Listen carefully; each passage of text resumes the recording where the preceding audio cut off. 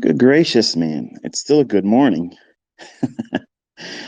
So I think I figured out what's going on. Every time I schedule a Twitter space and then try to start it up, it acts up. But if I just start one right on the fly, it seems to be fine. So I guess if we do any more spaces between now and November 11th, it'll just have to be one of those guerrilla attacks where you just don't know when it's coming and there it is, springing on you. I hope you're doing all very well this fine Saturday morning. Hope you're safe and in good spirits. I am admittedly a little tired. I stayed up all last night working on some things in my writings, getting prepared because we're getting real close to that 1 million mark on YouTube, which is insane. At the time of this Twitter space, I'm at 877,000 followers, which is absolutely incredible. And it's really intimidating when I think about it. It's a lot of folks all around the world listening to somebody talk about things that can change their entire legacy and family tree in terms of financial.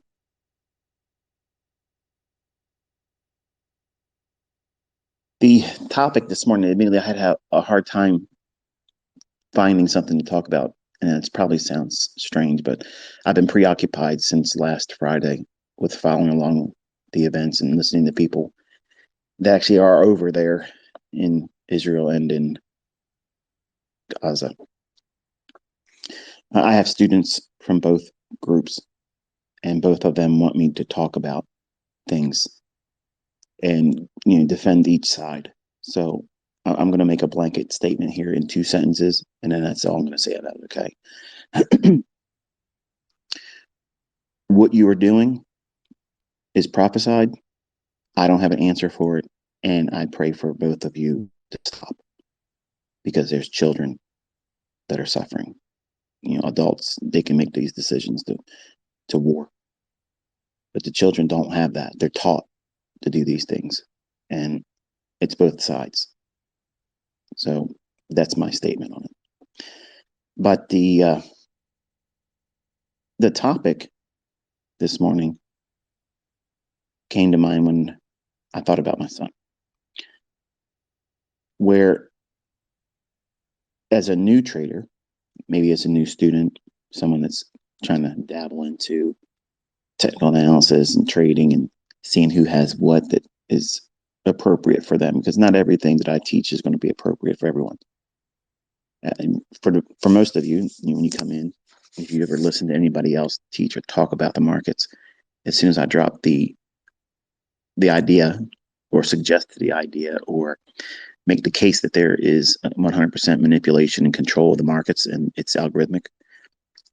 And before electronic trading became a thing, it was a group of men that actually controlled price, and they're the real market makers. Um, when it was automated and turned to electronic format, there's scripts that run. And I don't know why it's so hard for people to accept this, but I understand it. It goes against the grain that's been established in this industry because so many people have titles and so many people have accolades that were given because of whatever they've done, and they attribute it to previous archaic ideas that the markets are buying and selling pressure or supply and demand factors. And it's not. It's manipulation, control, sentiment, and unseating those individuals for the purposes of fleecing them and taking their position over and them taking the money. So that's really what it's all about. It's war. It's warfare, basically, and deception. So if you understand going into that, it's not shocking. It just arms you so that way you come in with the right mindset. So that way you're not worrying about uh, your system being perfect. You're more concerned about not falling a victim to what is predominantly used against retail thought. But as a new trader, as a new student, or someone that's trying to do it, it's really easy to get motivated in the beginning. Seeing other people show you their results, seeing students getting interviewed and talking about how empowered they feel in taking money out of the marketplace and being able to spend it, not just simply have some kind of market replay report, which you can't spend money on, or a demo account, which we're not paying taxes on demo.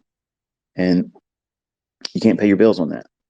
You can't pay your bills and take your spouse or significant other over to a nice restaurant once a month and not think too much of it because of a paper or tape reading event. Those results, they don't pay the bills.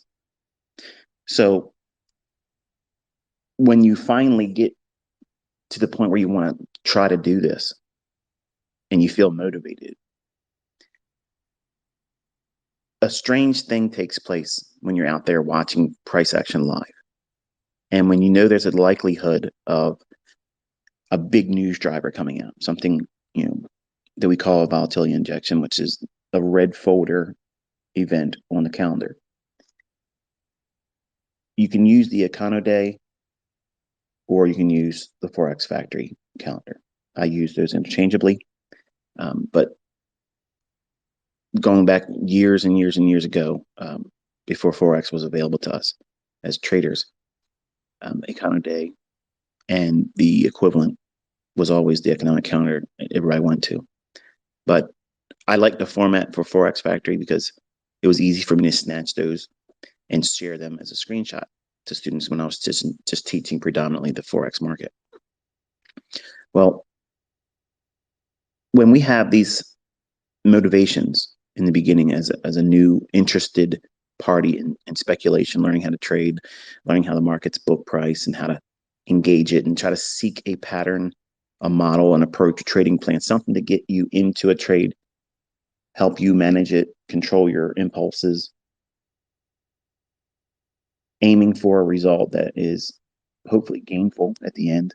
And if not as much of a painful loss that would be so debilitating it would remove your interest or remove the motivation. But when you are watching real-time live price action, whether it's tape reading, whether it's demo trading, whether it's trading a combine and trying to get a funded account passed, or trading a funded account, or live, your money at risk. It's a weird phenomenon that takes place where all the motivation that led up to you wanting to do this, now you're here. You're at the dance now. Okay, you're sitting there and you're watching price action in real time. You're not studying it in hindsight and back testing. You are now met with the uncertainty of that hard right edge, and you don't know where it's going to go. And if you subscribe to an opinion, that opinion may be challenged immediately as soon as you associate it to whatever you see in the charts. And that motivation sometimes can become impulse. Everything that you try to do in the beginning that leads you into the idea of pursuing profitability. This is your career. This is your secondary income. This is your retirement plan. This is your get rich program, whatever it is. All of you are going to have different views about why you're doing this. You want to impress your in-laws. I always found that very amusing when in 1995 I heard Larry Williams talk about that. That's when he would do seminars, live events where people would be there and he's teaching them. They would send out a questionnaire in the beginning, and then, what are you trading for? Like, why are you trading? And he said it was fun to read a lot of the responses, and people would say, like, to prove to my mother-in-law I was, really worth it for their daughter to be married to him, right? So, I mean, all of us have these secondary reasons to get in. Yeah, I had that. That's the real reason why I got into it. And that's why it made me laugh when I first heard it, but also was pulling back as an audience of one watching his VHS tape in 1995. It made me feel uncomfortable because he nailed me right there, because that's why I started trading. The whole reason why I started in pursuing it was I wanted to be better and bigger than everybody else thought I would be or am. And as a young man, you're very vulnerable. You're vulnerable to the effects of other people's opinions of you. And young men typically will act like they don't care, and they'll raise up and they'll use colorful language and maybe even want to throw hands. because you've really just crushed them. And I was like that as a 20-year-old. You know, I wanted to find success outside of the normal venues and routes that people take, working as an employee, going through college, trying to be the good slave. And I don't have that. I've never really had that mindset. And it was very hard for me to try to subscribe to that view in the beginning, because it had, in my mind, it was a plan B. Like I was going to do everything I could to figure out how the markets work. But if I couldn't, at least I have a degree. At least I can go in. And at the worst case, I could be a programmer. Worst case.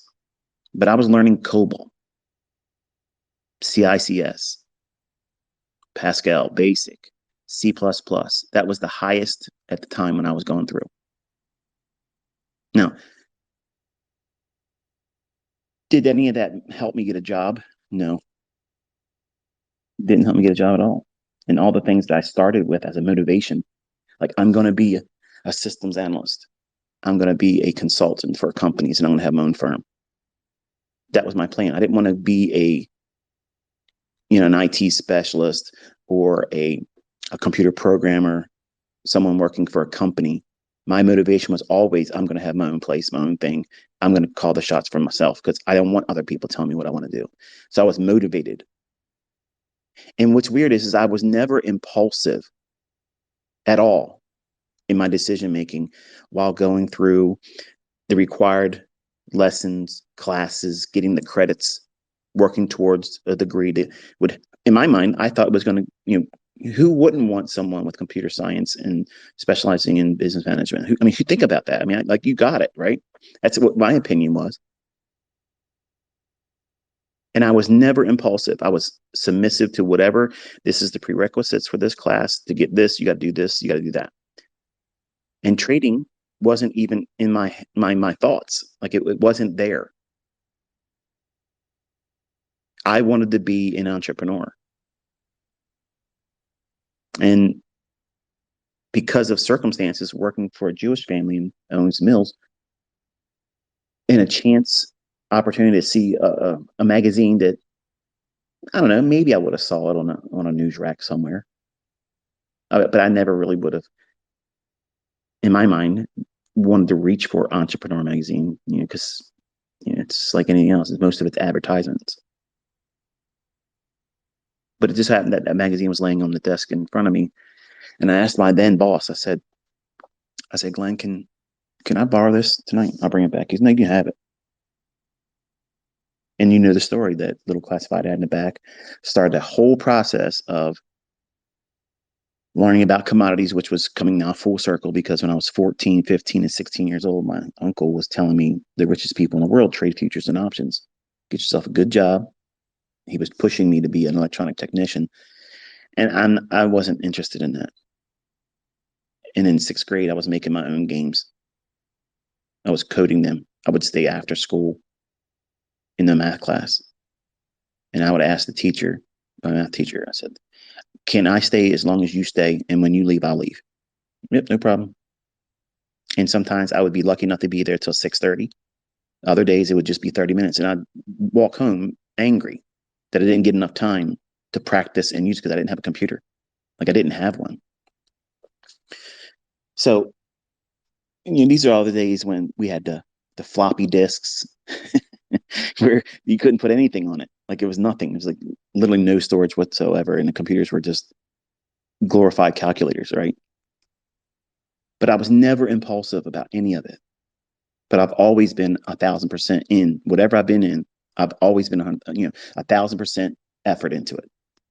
But I was never really impulsive about any decision making that was associated with that career path.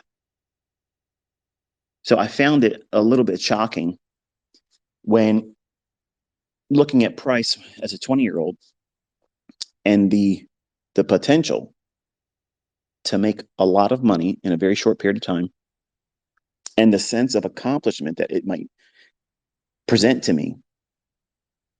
It was a perfect storm where I'm entering a field brand new, 1992. I have no idea what's going on,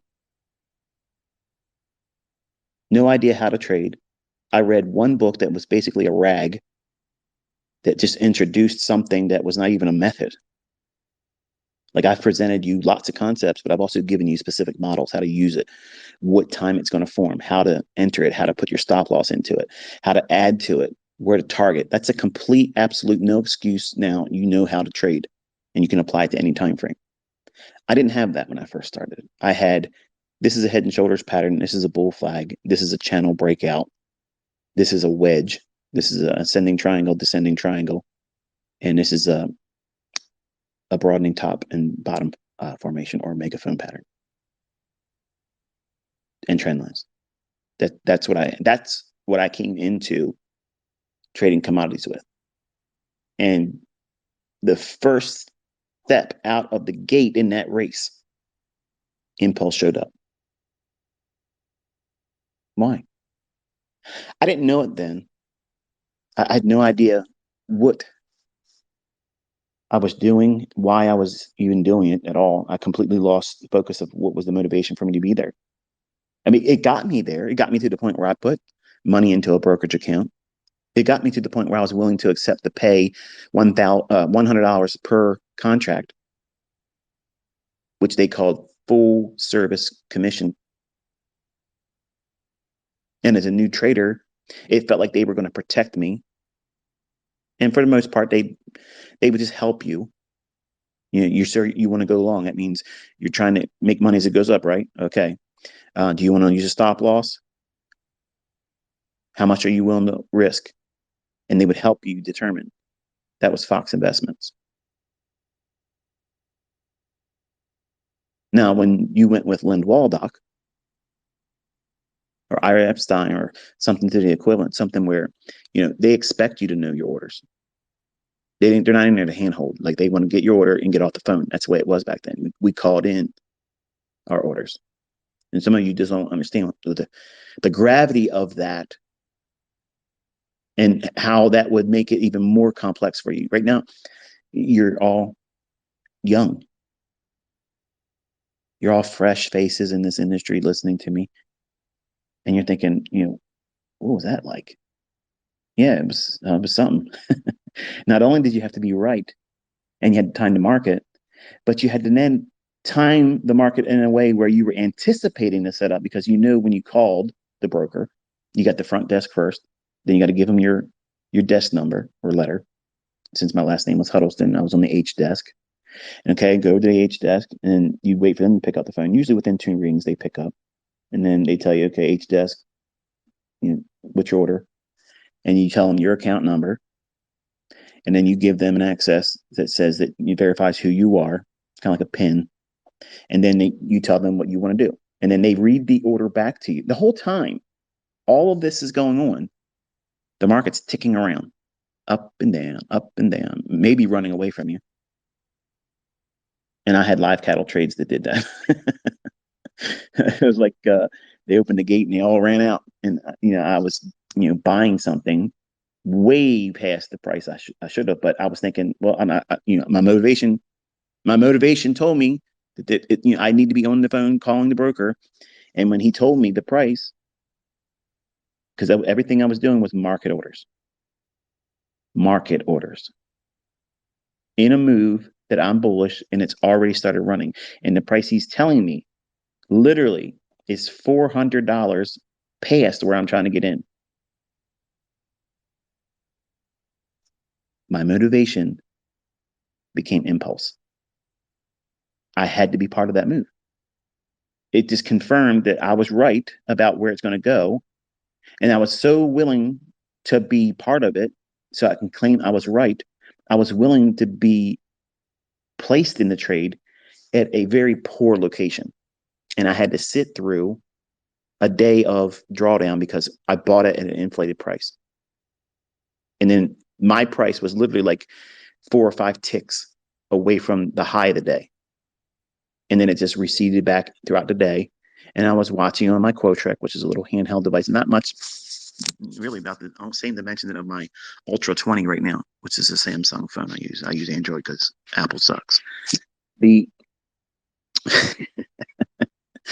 For the folks who want to know why I think that, it just I've had two phones where they failed on me, and Apple would not go in and open the phone up for me so I can get my videos out. So I've lost several Christmases and birthdays and things that I filmed that I can't access. So that's my beef with Apple. Okay. But now, since I'm a Samsung user, Android is better, way, way better. But at the same dimension size of the phone I'm using, can't wait to get rid of on November 12th. The size and dimension of this is almost equivalent to what a Quotrek was.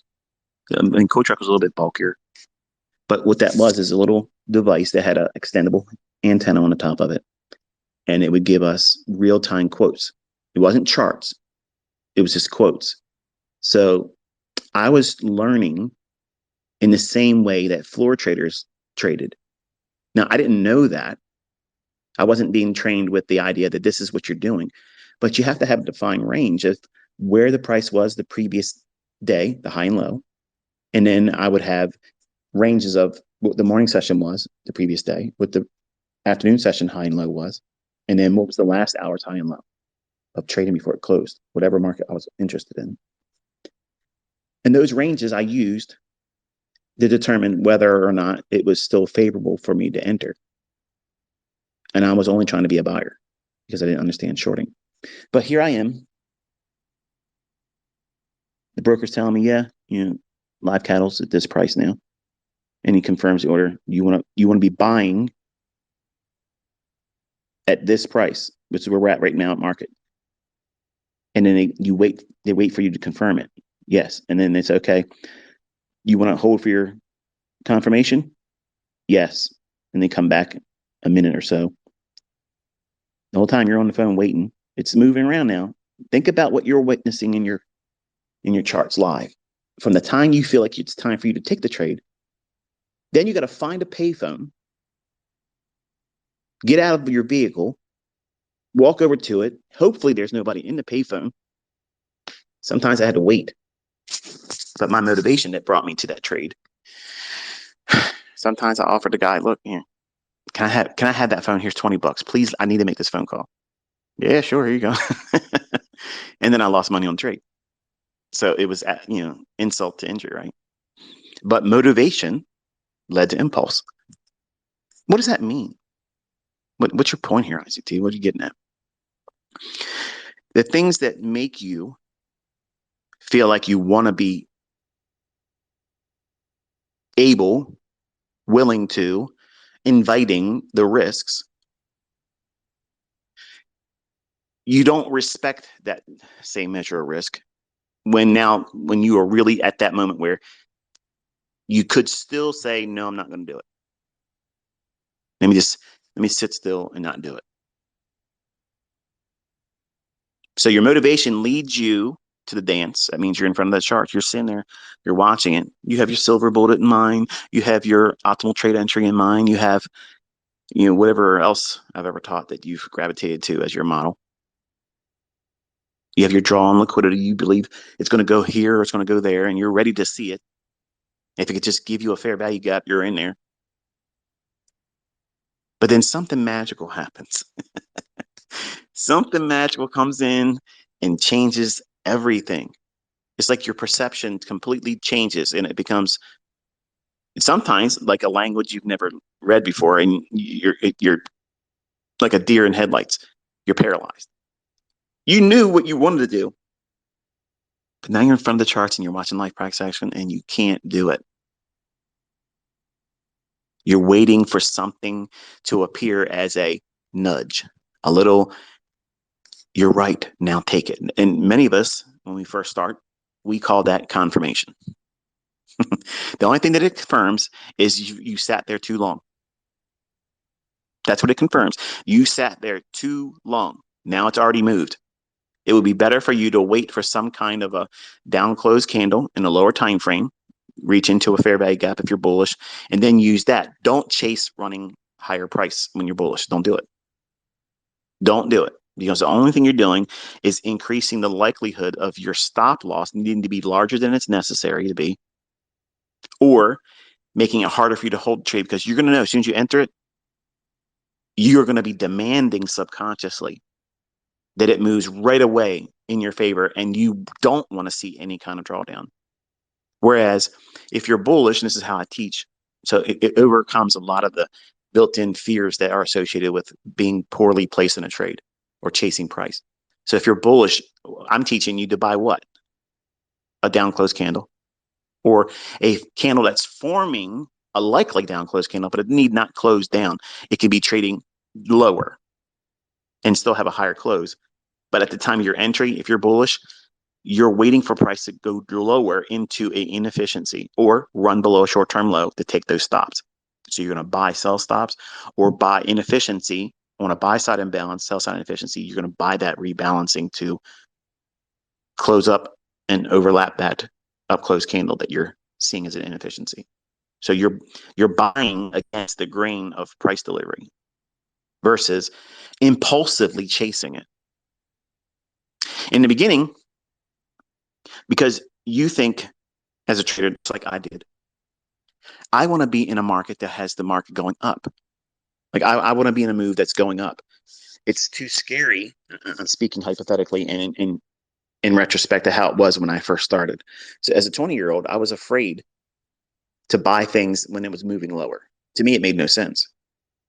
I mean, it literally made no sense whatsoever to go in and try to pick a bottom. That's what I was looking at it as, because I heard my mentor say, you got to avoid trying to pick bottoms. They're like catching falling knives. You have to wait for that dagger to fall, hit the ground, stop quivering, then gingerly go over and pick it up. That's verbatim. That's literally right out of that Ford cassette tape VHS course that he had from 1995. It was ingrained in me, just like the things that I say to you as your mentor. I'm not in the room with you, but you'll see something in the charts and you'll hear my voice saying the very thing that you had a resonation with in a video or a lecture, maybe something in this one today. And you'll hear my voice, you'll know exactly what I said verbatim, because it left an indelible mark on you. It made an impact on you psychologically, so you think differently as a result of it. In the beginning, when you have no real clue what you're doing, no model, you can become very impulsive. But as a new student with a model, with all the right motivation, you still can be impulsive. What does that mean? What does that mean? What's the contrast between what I've already said so far versus someone that now has a model, has all the right mindset, has listened to all the proper mindset from the inner circle trader and how to do this and how to do that. And now we're at the dance now. We're staring at the chart. It's during that 10 o'clock to 11 o'clock hour. We know that there's going to be a silver bullet. We know that it's likely going to draw to a liquidity pool that's pretty obvious where it's likely to go. But here you are, sitting there looking at price. Give me 1 second.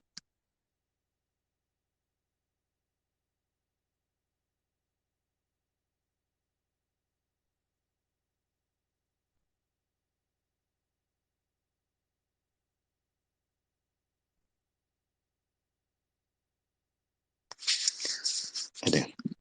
Go grab my water. I left it outside. So when you have a model and you have all the proper motivation that led you up to the point where now you've made the decision, you went to sleep the previous day, you woke up with every expectation that you're going to go into this following the plan, following the model, following the rules. You're looking for this setup to form. And now you're here. You're in front of the charts. You're there. And you do what? You act impulsively. You see something that is not your model. Perfect example. I'll give you something. You've done the work. You've done the analysis. You've listened to me talk about what I think the market's going to likely draw to on a higher time frame. You committed to the idea that that's probably what you're going to subscribe to. So you're only going to focus in that direction. And that's the proper mindset. Not that you should be handheld, but that's why I do it. So that way you can keep your premise, your bias, the narrative focused on that time frame draw. You won't be 100%. But now, because you're in front of the charts, Subconsciously, you're demanding that you're 100%. Is that practical? Is that realistic? Is that something that anyone could reasonably expect to have, especially if they're new? No, of course not.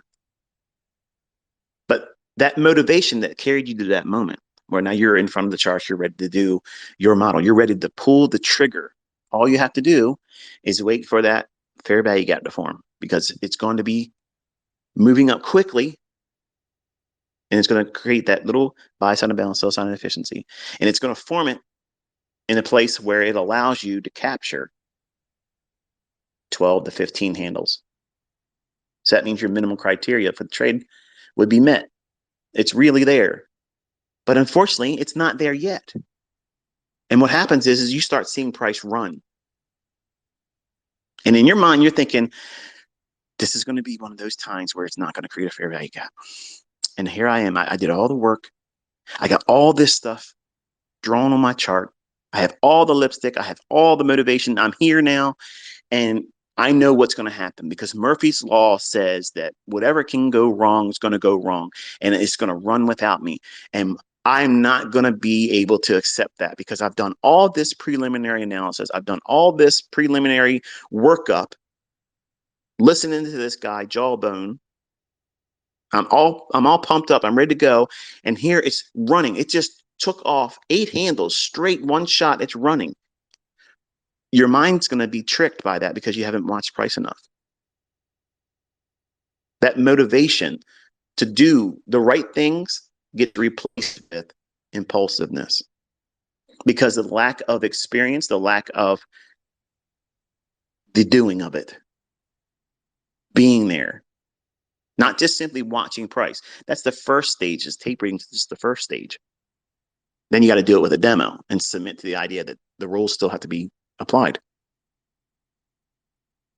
But then with live fund trading or the equivalent thereof, where you can lose something, your funded account, challenge account, your funded account, or your live account, you want to capture money. And the lack of experience that you have, and everybody has that lack in the beginning. And all of you, and I was not exempt from this, I wanted to get through that stage quickly. I wanted to leave it behind me in my rearview mirror. I want to be able to say, yeah, see you later. I ain't never going back to that town again, which is ignorance, neophyteville, beginner. Like you want to be able to leave the ranks of a newbie. When I'm encouraging you to live there for a little while, because that's going to teach you who you are. And it's going to show you the character flaws that you have that you're pretending you don't have, that you've been hiding from yourself your entire life. However long you've been on a spinning rock, all of you have character flaws. I don't hide mine. I don't hide it. I tell you where they are. I tell you where my weaknesses are. Because when I was a younger man, I tried to pretend they didn't exist. And they were impediments to me. They held me back. They were the barriers that I hugged. I held on to them. I held on to it like something wrapped in barbed wire. It's not comfortable, but you get used to that uncomfortable state and it becomes normal for you. Like that's why abusive relationships go on. Spouses that, beat their wives because they're weak men. That women train themselves to because they have children. They don't want to break that family up. They know what that man's doing to her is not right. But they allow it to go on because it becomes normal for them. And change is a little bit more scary because it begins to bring in more uncertainty. And as humans, we don't like uncertainty. But in this industry, you chose to be in one that is always uncertain. There's nothing 100%. All the things that I have, all the things that I share, my track record when I pull it out and I point to something before it happens, look around. You've been walking with me now for almost 2 years now publicly. How many things did I call and not happen? Very, very, very small number of that. But how many things were right and correct and where the market went to? You can't reasonably expect to be like that in the beginning. And when you learn from someone, when I was a martial artist, I wanted to be as good as the guy that was teaching me and then better. That's what I wanted. Anything that they did that was impressive, I needed to do it better than them. Why? Because I had this deep ingrained necessity for me to be significant. Because while I was growing up in Cardboard City, I was part of what we considered white trash. We lived in low income, and I got in fistfights and stomped the shit out of people that thought they were better than me. I curbed stomped people. You know what that is? Where you stomp their ass, you beat them, you drag them over to a curb, you open their mouth up with their teeth on the edge of the curb, and you stomp the back of their head. I've done that before. And the sound that makes, you'll never forget it. Those are things that I've done as a kid with people older than me because they talked down to me. They acted like they were better than me. So what drives me, and still to today, is that deep scar. I was the guy on the other side of the tracks growing up. I didn't come into this world with a silver spoon in my ass. I didn't have that. Everything was a hard thing to do. And it took a lot longer than I wanted it to do. And it was very difficult. I had a lot of opposition around me. People would try to tell me, you're not going to be able to do it. You're going to just, amount to the same thing we do. And then I went to school and they tried to talk me out of that. And they said, you're not going to get good grades. And I got great grades. Constantly, the enemy constantly will work on you to try to discourage you. And if you're strong enough that you have the motivation that keeps you going, when, when you're finally there, he's really going to try because you've done it. You finally climbed to that moment where now you're going to see the proof. You're going to finally get that testimony that you can hold on to and say, nobody can take this from me. And some of you are going to discover that motivation that got you there, which is, everybody needs it. I'm not trying to discourage that's not a good thing. It is a good thing. But there's an event, there's a phenomenon that takes place where once you're there, you can't handle the pressure and you throw out all the rules. You don't wait for the setup. You think that it's going to be stripped from you. You worked so hard to get to this moment. Now here's your first shot, the first shot to use the information that you've been studying. Now you can make gainful profits if it's correctly done, but you don't have the experience yet to lean on. And you see a sudden quick movement, which really isn't that much. Nothing's changed in the trade setup. But in your mind, because you're so keyed up, that motivation, you're hopped up. You're ready to go. You're that guy that all your friends are around. Fight, fight, fight. When if they weren't there, you'd probably shake hands with the guy and say, you know what?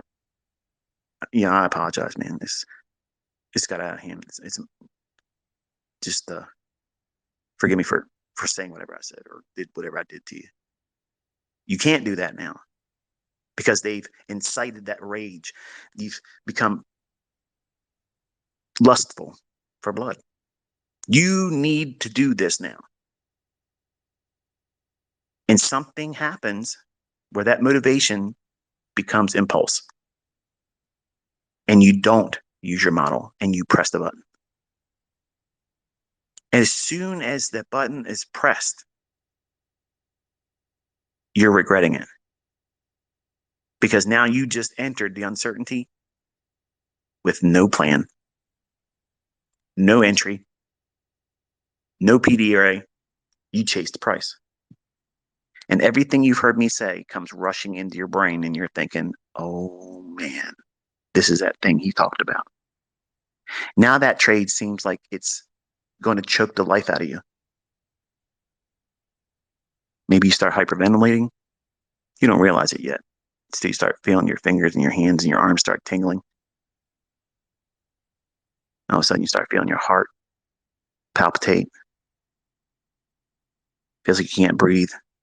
Doesn't feel like there's any air in the room. Why is it so hard to breathe? That's anxiety. Now you're faint. You're feeling the effects of the adrenaline in your body, and you're standing still. Hmm. It's like a Ferrari in neutral, running with the accelerating pedal to the floor. It's not good for the engine. And now you're worrying about what you're feeling bodily. And then cortisol is going to release. And that hormone makes you feel like you're going to die. Now, how can you be watching price, managing it, and what you should be doing, focusing on your model, if you think you're having a stroke or a heart attack or about to pass out or throw up? I've been there. I've been there, and I've been there while driving a truck over the Key Bridge in high winds, panicking because I'm watching my co-trek tell me that there's absolutely nothing I can do, and I'm nowhere near a payphone to get out.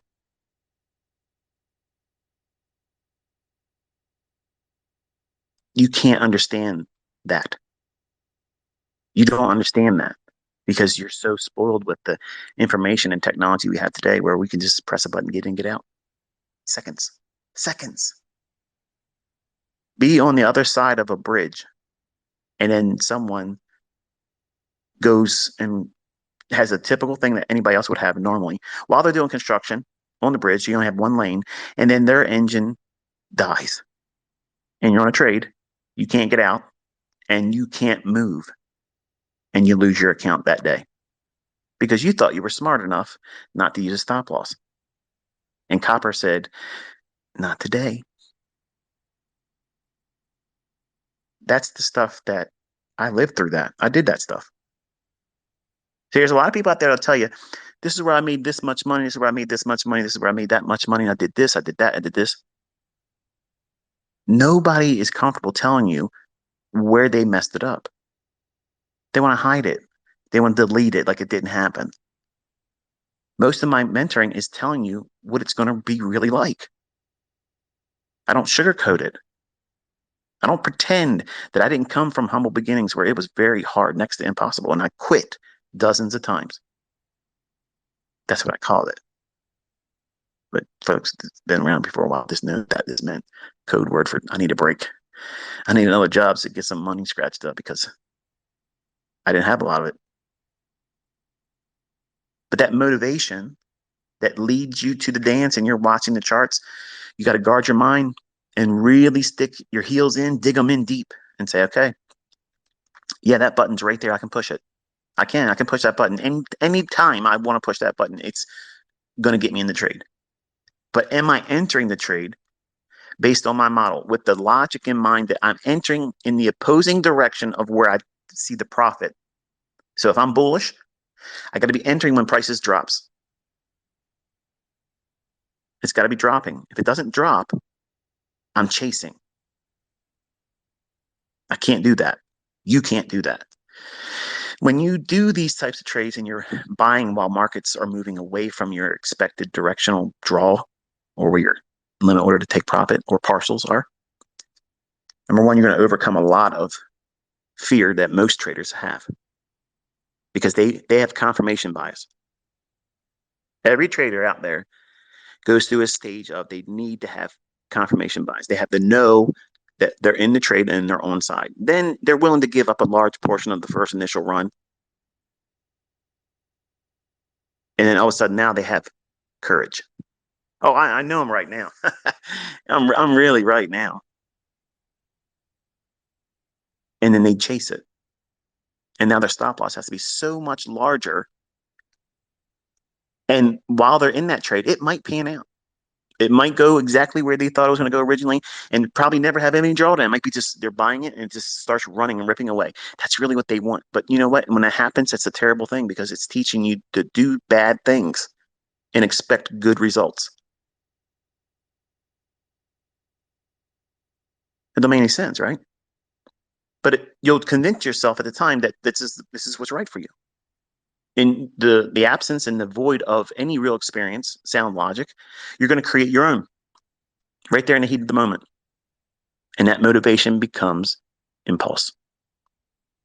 And for those of you that have traded with real risk of losing something, not a demo, reset is the worst that could happen. I'm talking about you lost your funded account. You lost your combine that you were working hard for. Traded with real money. You know exactly what I'm talking about in the dozens of times that you've been here. You have to have a model, but before that model is useful to you, you have to know what price is likely to do. What characteristics does it show? How does it behave in the morning? How does it behave in the afternoon? How does it behave in those respective sessions after a big up close day or down close day or an inside day? They're all characteristics that you need to study and associate with over a period of time. And you're not going to be able to do it in just a few short weeks or a couple months. It takes time. Some of you are just so willing to assume risk, hoping that you're right like a lottery win, that you throw all sound logic and reason out the window because you just want to have something to hang your hopes on. Because if you make a little bit of money is better than what you were doing before, right? If I could just make $100 a week, yeah, I can see that. In today's world, that means something. That might be your gas being covered for the week, back and forth to work. Things are expensive. When I put gas in my truck, if I drive it a lot, it's very easy for me to go through $130 a week. 8 cylinders, they eat it. Now, I'm not worrying about that money, but I think about how it would hurt the average person out there. It's a lot. I mean, that's the reason why there's a lot of cars or car lots up here that have these kind of trucks sitting in their car lot in the used lot. They traded them in. They can't handle it. Too much expense. Same thing when they bought that vehicle. They were motivated because they saw their buddies have a truck. I got to get a truck too. Everybody's driving trucks. And when they bought it, because they were impulsive, they're regretting it. They have buyer's remorse. You don't want your trading to have remorse. You want to have removed any doubt that you can justify anything outside yourself as a reason why you lost. And that went over your head right now, especially the ones that want to have selective hearing. So I'm going to say it again real slow and painfully. Many of you, especially the ones that are beginning this, you're trying to do anything to get in and make money, but you're willing to ignore all sources of responsibility on yourself. But as a trader that is actively trying to pursue consistency and longevity, profitability, what you're trying to do while obtaining that as your goal, the way you get there is removing any excuse, any cause, any reason for you failing outside of your own model and your own experience. That's personal responsibility. And that's not taught in this industry. It's easy to be able to say, well, the markets are random. Well, they really shouldn't offer 15 contracts. If it really isn't good for us, they shouldn't really do that. There's always excuses that the ones that are not prepared to be responsible, to be sound stewards of the money that they have in their hands and the risk that they associate with it. I'm not going to use a stop loss because I have a point to prove. Well done, maximum loss drawdown margin call. You proved a point. Everybody knew it, but you confirmed it. That's scar tissue. Now that's going to motivate you to do stupider things because now you're embarrassed because everybody saw what we already knew. Might not be that grand of a scale of an embarrassment for you when you take your trade. It led you up to the charts. You're there. You got all the things figured out. And you impulsively predict and anticipate the setup forming, but you want to be ahead of it because you can't weather the impatience. It's agony. Oh man, what if it runs without me? I sat here all this time. I did all that charting. I already told people I was going to be buying long, and they're going to be asking me for proof. Where's the receipts? Where'd you go long at? And I ain't going to have anything to show them. Oh my goodness, I don't care. I got to get in. There you go. There you go. You did everything wrong. I don't care if your analysis was good. I don't care if your lipstick on your chart was correct, if your draw on liquidity was correct, all that. Everything you just shot at the shit with this entry because now your risk isn't appropriate. It's got to be larger now. You entered in the direction of the profit, which we don't do. But ICT, I watch you pyramid. Yep. And when I'm buying when it's going down every time. Think. Well, let me retract that. When I'm inside of a PD array, I can accumulate a new pyramid entry there too. But I have size behind me that's already layered when I take those types of trades. Otherwise, if I don't have that, I won't. The more perfect example would be my breaker. They say I'm bullish and I think prices are going to go higher. I'll annotate the chart while I'm doing the trades, and you see me recording it. I'll annotate it as a bullish breaker, and I'm entering inside the breaker. It hasn't left it yet and come back and touched it. See, that's the part you know.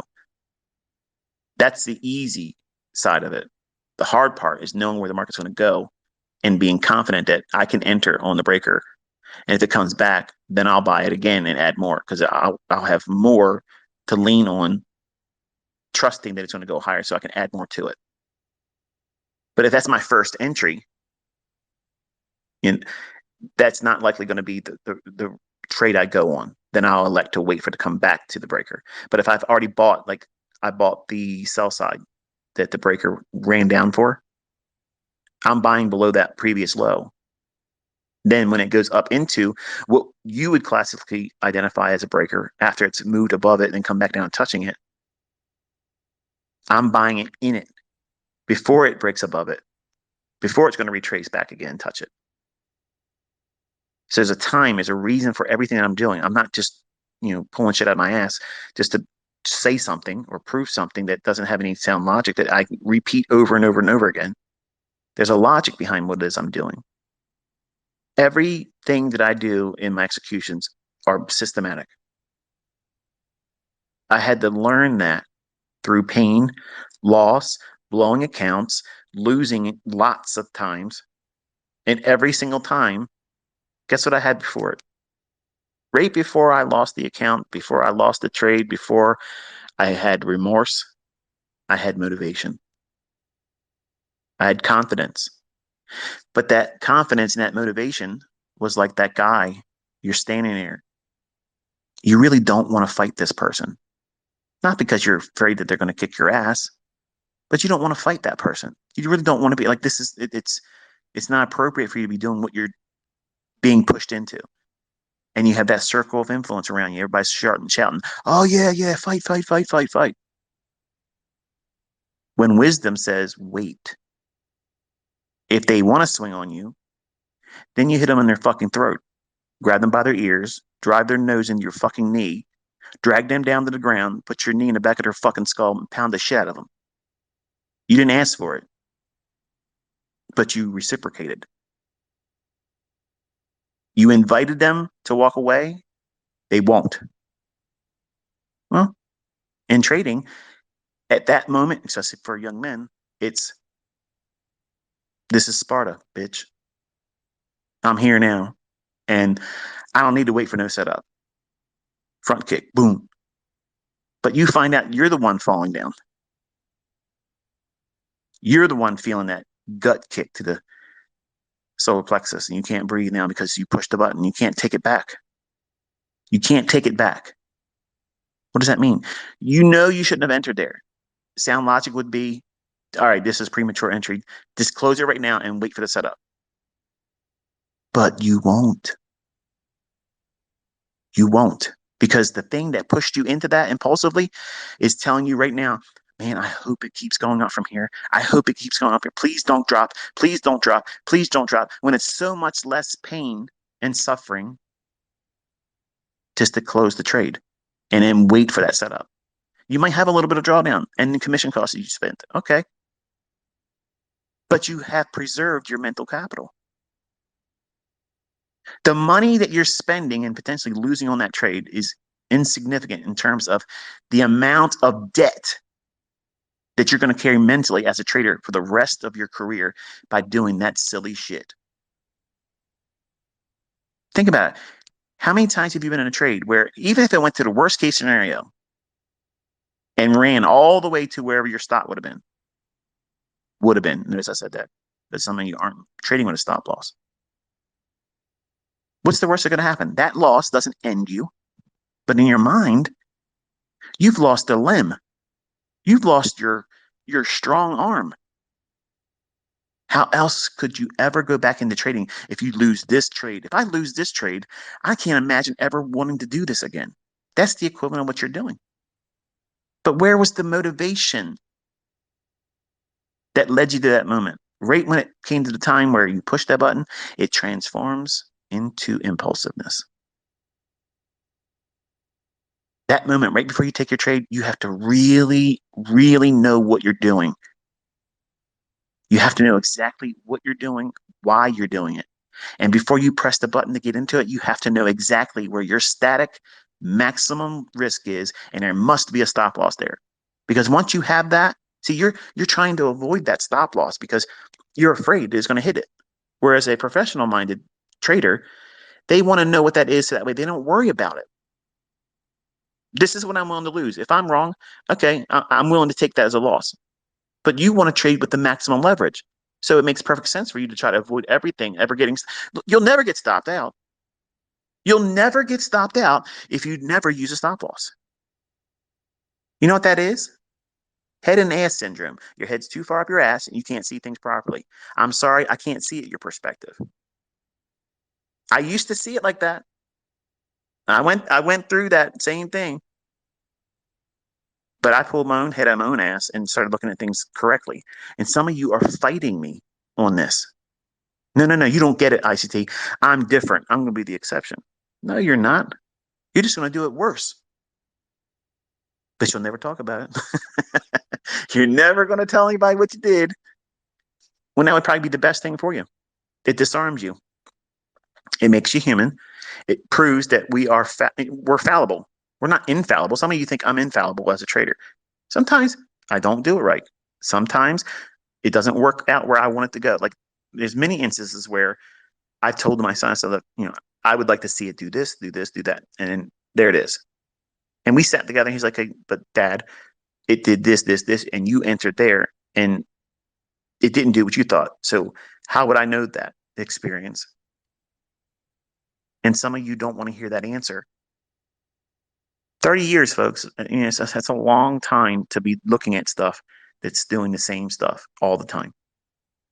You get used to it. You know with confidence that that one trade that you're looking at right now, even if it fails, and the three after it fails, it doesn't change the efficacy of the model. It doesn't change you as the trader. It just means if you execute on them, you might have incurred loss. But are you allowing for and inviting those losing trades, those losses, to take you completely out of the model and completely away from trading and or having the ability to be solvent to trade? It's amazing how traders that get so worked up chasing other people's bullshit online, these things that people promote falsely. They don't have any evidence that they can do it. They don't talk about it before it happens. They don't use a model or an approach that is applicable or you can see being used in the executions. You don't even see their executions. They just tell you this is a trade I took. And they're using the buy and sell overlay thing on TradingView. That's not even an entry with a demo. That's just, here's a trade I took. I think I got in right on here. Listen to what they say. They tell on themselves, but they're selling mentorships. That's frustrating for somebody that knows what the fuck's going on and have taught, man, I don't know how many people, but I've taught a lot of people for free. And it's just my tolerance for it is gone. It's gone.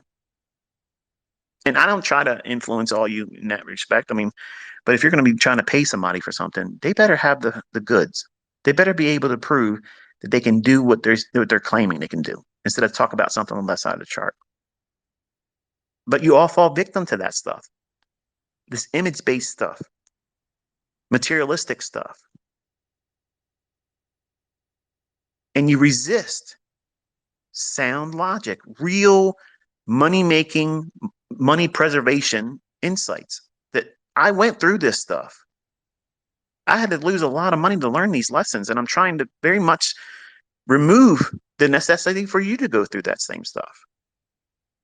And you don't want to listen. Like my own kids, they don't listen. You wonder why my own sons do the things that they do. The same reason why you ain't listening to me. Just because they have my DNA in them doesn't mean that they're gonna. Oh no, well, yeah, it's a symbiotic relationship. I'm ICT's offspring. It's whatever the main one says. All the ones like there's this relationship where whatever it's a hive mentality.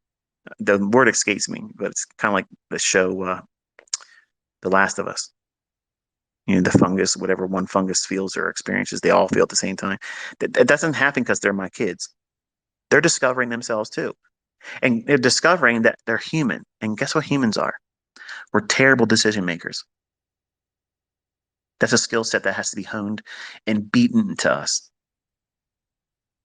As the scripture says, iron sharpens iron, meaning it's not going to be easy. If iron had feelings and nerve endings, it probably would be wincing when you rub it against another piece of iron. When you take that raw piece of metal and you want to forge it into a blade, what do you have to do to it? You have to harm it. You have to do damage to it. You got to take its useless edges off and make one useful edge. That edge is your edge that you're going to use as a weapon or a tool, knife, a blade. But many of you want to go out to the market and you do all this work and preparation, and you have this high tech 50 caliber sniper rifle in your hands, and you show up and you're right there. You're sitting there, you're waiting for it. You're looking through your scope. It's coming, it's coming, it's coming. And then all of a sudden the market starts to run. And what do? You reach for your fucking baseball bat and you chase it. What the hell is that? That's caveman mentality. That's not civilized. That's uncivilized. That's savagery. We're waiting for the mark to walk into the crosshairs, gently hug the trigger, and be confident that we have executed precisely what our model is expecting us to do. We will not second guess it because we've done everything up to the point of engagement and entry. Our stop loss is there. We don't worry about it because we're comfortable with the risk. But if I'm honest, ICT, that means I can only really risk $75. Right. Exactly. That's why you're trading with a fucking micro. Okay. That's why you're doing that. It's not about how much you can make. It's a how much you can afford to lose and still stay in the game while you're learning.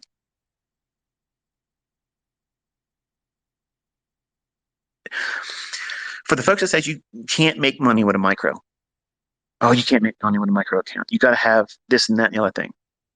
You are not versed in math. You have no idea. You have, rudimentary math is escaping you. Because if you can have a model, whatever it is, it doesn't have to be my stuff. And I'll say it again. It doesn't have to be what I teach. It could be anything out there that causes you to have a decision. If you risk very little and you're very, very good at managing money and don't overtrade, you can be profitable doing this. You're going to have a lot of losing trades, and that might not sit well with some of you, most of you. In fact, 99.9% of you, whether you are a profitable student or trader with my stuff or something else, you might be just listening to this and not even a trader. You're like, I use Elliott Wave and I've made money and this, that, and other thing. Okay. You made money because you are able to weather the losing trades. But nobody wants to warm up to the idea that you're going to lose a lot in the beginning. You're trying to avoid that. When the whole secret is to do that very thing in the beginning. because all the lessons that it teaches you removes the invitation for you to take that motivation and let it become impulse.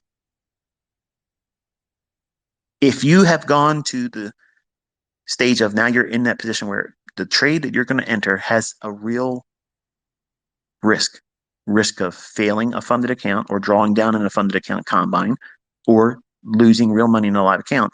If you got to that point and you have not, if you have not overcome this worrisome thoughts of what am I really looking for? Where should I place my stop loss? Am I comfortable with what I'm risking here? Is that stop really hard? Is it there? Is it, or is it implied or a mental stop? Because they don't work. Try to use a mental stop on a CPI. You're going to be mental afterwards. You're literally going to be warped. And a real stop loss doesn't work there either. So what does that teach you? Why do I even talk about CPI? If you're not going to trade ahead of CPI, ICT, why even talk about it? Or you get the guys that, this is where the volatility is. Okay, show me trading before the CPI, getting it right. Crickets. And the ones that try get their asses handed to them in devastating fashion. That's embarrassing. And some of these people, well, let's be honest, most of them that are doing those things are selling something of a course, a room, or they have their own brokerage. That's nonsensical. It's ludicrous to invite those instances in your trading. You want it to be boring. You want it to be where if you lose, who cares? I'm still going to do this same model on the next setup based on the logic. If the trade failed here, but the overall conditions of the marketplace are as they should be still, I'm going to take the next setup. There it is. It's done. All you have in my head, that's what I'm going to do. Unless I'm proven incorrect, and therefore I either need to move to the sidelines and wait for new information or reverse. But that's not always a reverse. In the beginning, that motivation, hey, I'm going to get in this trade, and you do it wrong, or if you get squeezed out of the trade because you don't have a stop loss because you chased price, that pressure that you're feeling is going to make you think you got it wrong, and you'll abandon your model. And then what do? Become impulsive again and say, oh, I got it wrong, not realizing that you just didn't do what you were supposed to do and wait for the setup.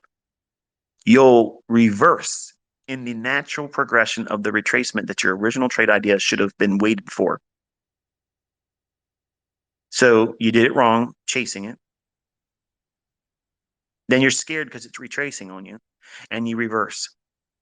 And then the trade goes where you want it to go. But then here's where you lie to yourself. I knew this was going to happen, and the broker, they slipped me, and I had to. You're lying. You fucking chased the price.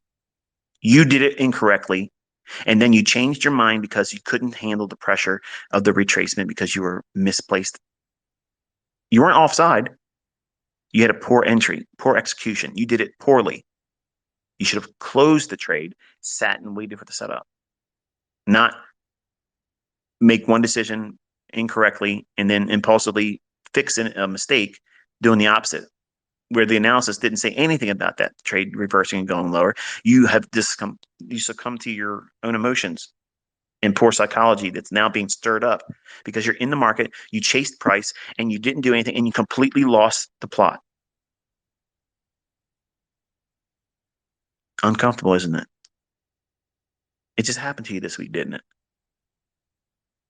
Market went where you thought it was going to go, but you lost on your trades. I just pegged you. How do I know it? Because I did that when I was 20. I did it. Multiple accounts. Some of it resulted in losing trade accounts entirely. Do you need to lose your trades in stunning fashion or blow your accounts to learn that lesson from me?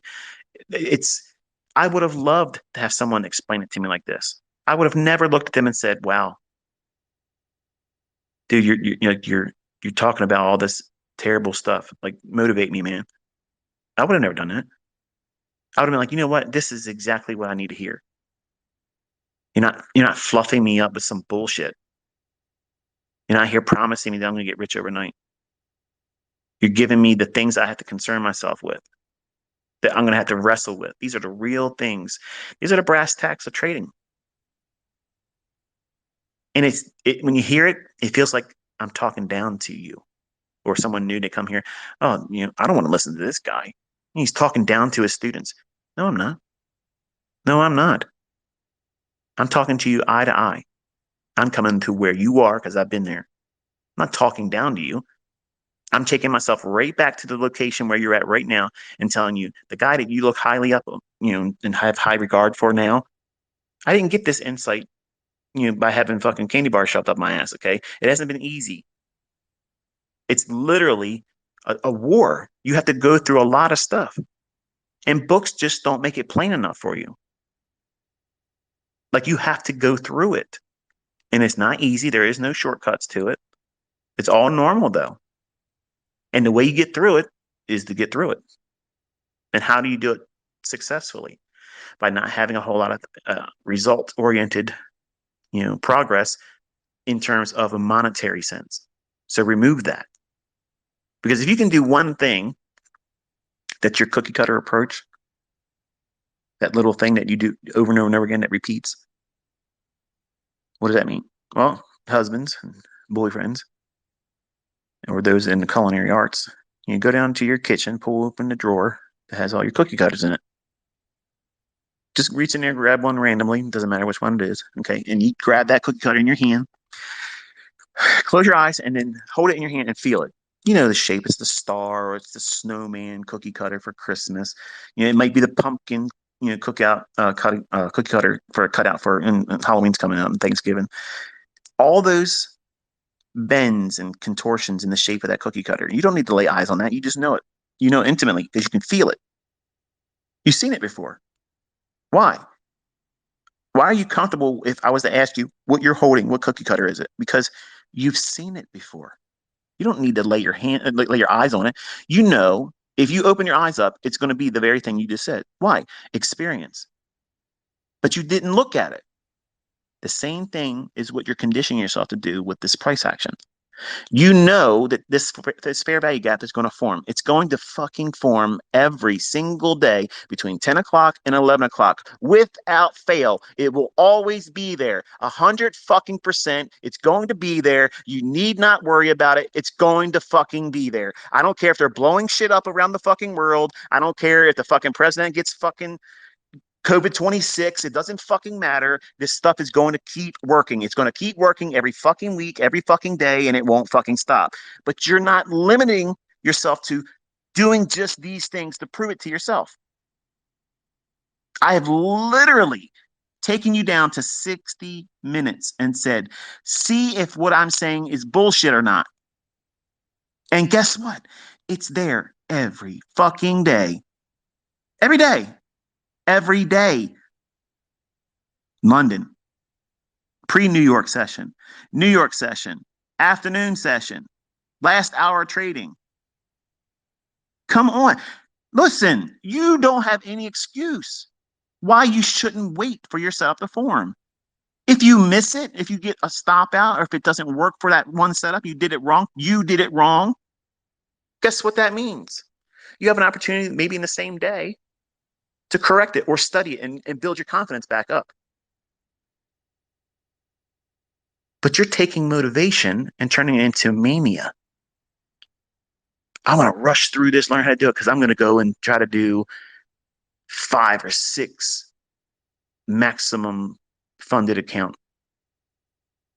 And I'm going to do this and do that with the trading. And I'm going to be an overnight success. No one's going to be able to do it faster. I'm going to be the fastest meteoric rise in funded account trading. You're making it harder than it needs to be. You really are. And you might get a little bit of success here and there, but you're going to go out there and flaunt it like it was the easiest thing since, riding your bike now, which you've probably been doing your whole life. It's easy. It's like riding a bike now. And you're going to lie to yourself. You're going to lie to anybody else that's listening. Like you're providing all of the outside noise and justification that's not helping you. You're willing to go through all those things. You're willing to enter a trade when there is no setup. It hasn't formed yet. The framework is likely to be there. The draw on liquidity, where it's going to go ultimately. You're in a session, it's probably going to go up there, but right now it's running in the direction of the trade profit. You don't want to enter like that. You wait for it to draw down into a PD array or up into a PD array if you're bearish.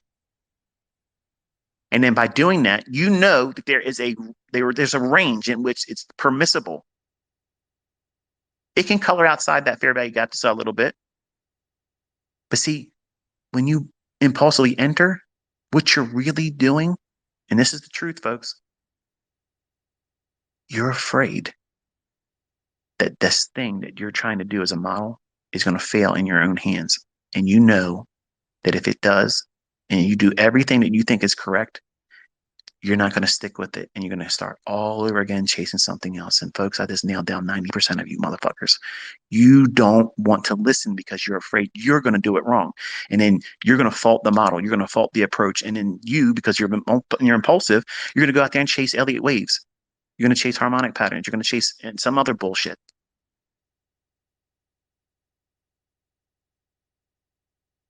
Crazy, ain't it? How could I know this? Because I did the same stupid shit. I've done the same stuff, folks. You have to change your perspective. You have to be accountable to yourself. And you also have to give yourself the opportunity to do it right and have the fruits of it. Just like when you win and you have a series of good winning trades and it's still Tuesday. That's not an invitation because you have Wednesday and Thursday and Friday still to trade. Well, I got to push my edge into a dull, blunt fucking edge. So many times I've seen students, and I've done this before, you go in there, you get a windfall victory in the beginning of the week, much larger than you normally would. You're like, man, I'm really good at this shit. I'm going to go out there and I'm going to impress my wife. She's finally going to realize this ain't a video game. Watch, I'm going to tell her what I'm going to do over here, and boom, boom, boom. And then there it is. You get back half of it, or a third of it, or worse, all of it and more. Then you go into the weekend with a loss. That is demoralizing. That sucks. That really sucks. Especially if you showed everybody online in the beginning of the week, here's what I made, here's what I made. And then they're like, progress report, where you at? MIA, baby, I ain't coming on. I got things to do. Radio silence. You're making it harder on yourself by doing that. So you have to weigh all these things out and also provide no opportunity for them to be in the trading. So it becomes less of an impact adversely, because it's real easy to talk yourself out of this because it's hard. It's really, really hard. And what makes it hard is that you are equating success and failure on a personal level. Think about it. As a business, okay, think about it like this. You have a business and you do some kind of customer service for the for the community at large. Okay, say you run a landscaping business, okay? And I'm thinking of that now because it's raining, and usually the landscaping company would be here today, but it's raining, so they're not able to make their money today, so I'll probably see them tomorrow. So they perform a function or a service for the community. If I say to this business owner or the employees of it and say, hey, listen, your weed eater is tearing up the pillar on my pool house. I'm not making this up. This is something I'm going to be bitching about. But if I say that to this person, if I say it just to the employee, he'll just nod his head and then say, okay, sorry, I'll tell so-and-so. And that's it. Nothing's going to happen. And unless he's the person that's using the weed eater each time, nothing's going to change. But if I call the company and I speak to the owner and say, hey, listen, this is what's going on, and I just want to bring it to your attention. Can you make sure that this doesn't continue? Oh, absolutely, sir. I apologize. We're going to take care of it. Boom, boom. And once he's handled that situation and the conversation's over, he's not worrying about me the rest of the day. He's not worrying about losing his account with me. He's not worrying about, his future business. He's not going to start doing shit differently. He handles that matter right then and there, and it's without emotion. It's just business to him. He understands that not all customers are going to come in with a wonderful review. I could contact him and say, "You're done. I'm going to use somebody else because this is what's going on. I just discovered it." But he's not going to stop becoming, uh, or he's not going to stop running his landscaping company because I complained or maybe even dropped them. That's not what he's going to do. Why? Because his fucking business model works. And I'm one transaction. I'm one source of a model. He knows if he comes to this property once a week and does this same thing, I will pay him. That's the result he's going to do. The same thing with your trading. You got to treat the same way. Not every single trade is going to yield the best review. The outcome is not going to be the favorable one. But does it take you out of reaching for that model or having faith in it being useful in the future? No, because it's just like that cookie cutter. You can't ask the cookie cutter to be a rolling pin. It's not its function. Just like you can't ask the silver bullet to be there, in times where it's not favorable for it, where there's a consolidation and it's going to consolidate in Asia or after 4 o'clock, going into 5 o'clock, afternoon in the session. There's no silver bullet between 4 p.m. and 5 p.m. But the market's moving. It's it's still ticking around, but there is no setup there. I would never look at that and say, this is a silver bullet. This is a fair value gap I would sell short or go long in because of the timing of it. You're asking that model to exist in a time when it's not going to be there, which is the equivalent of taking a cookie cutter and saying, I'm going to use it as a rolling pin. It won't work. It doesn't work. It's not a hammer. It's not a screwdriver.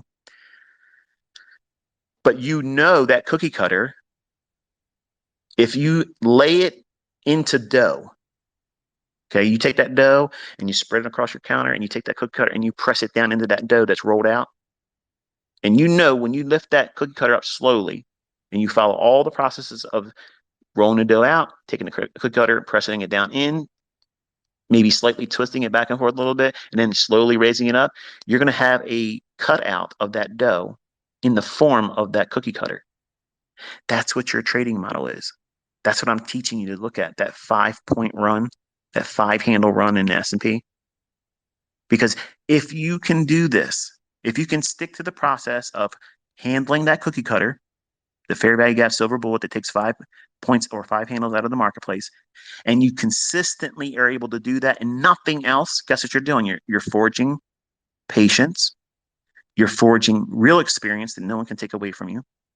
And you're learning a lot about yourself, what you're going to be feeling. Are you feeling impulsive? Are you feeling impatient? The trade's not panning out fast enough for you?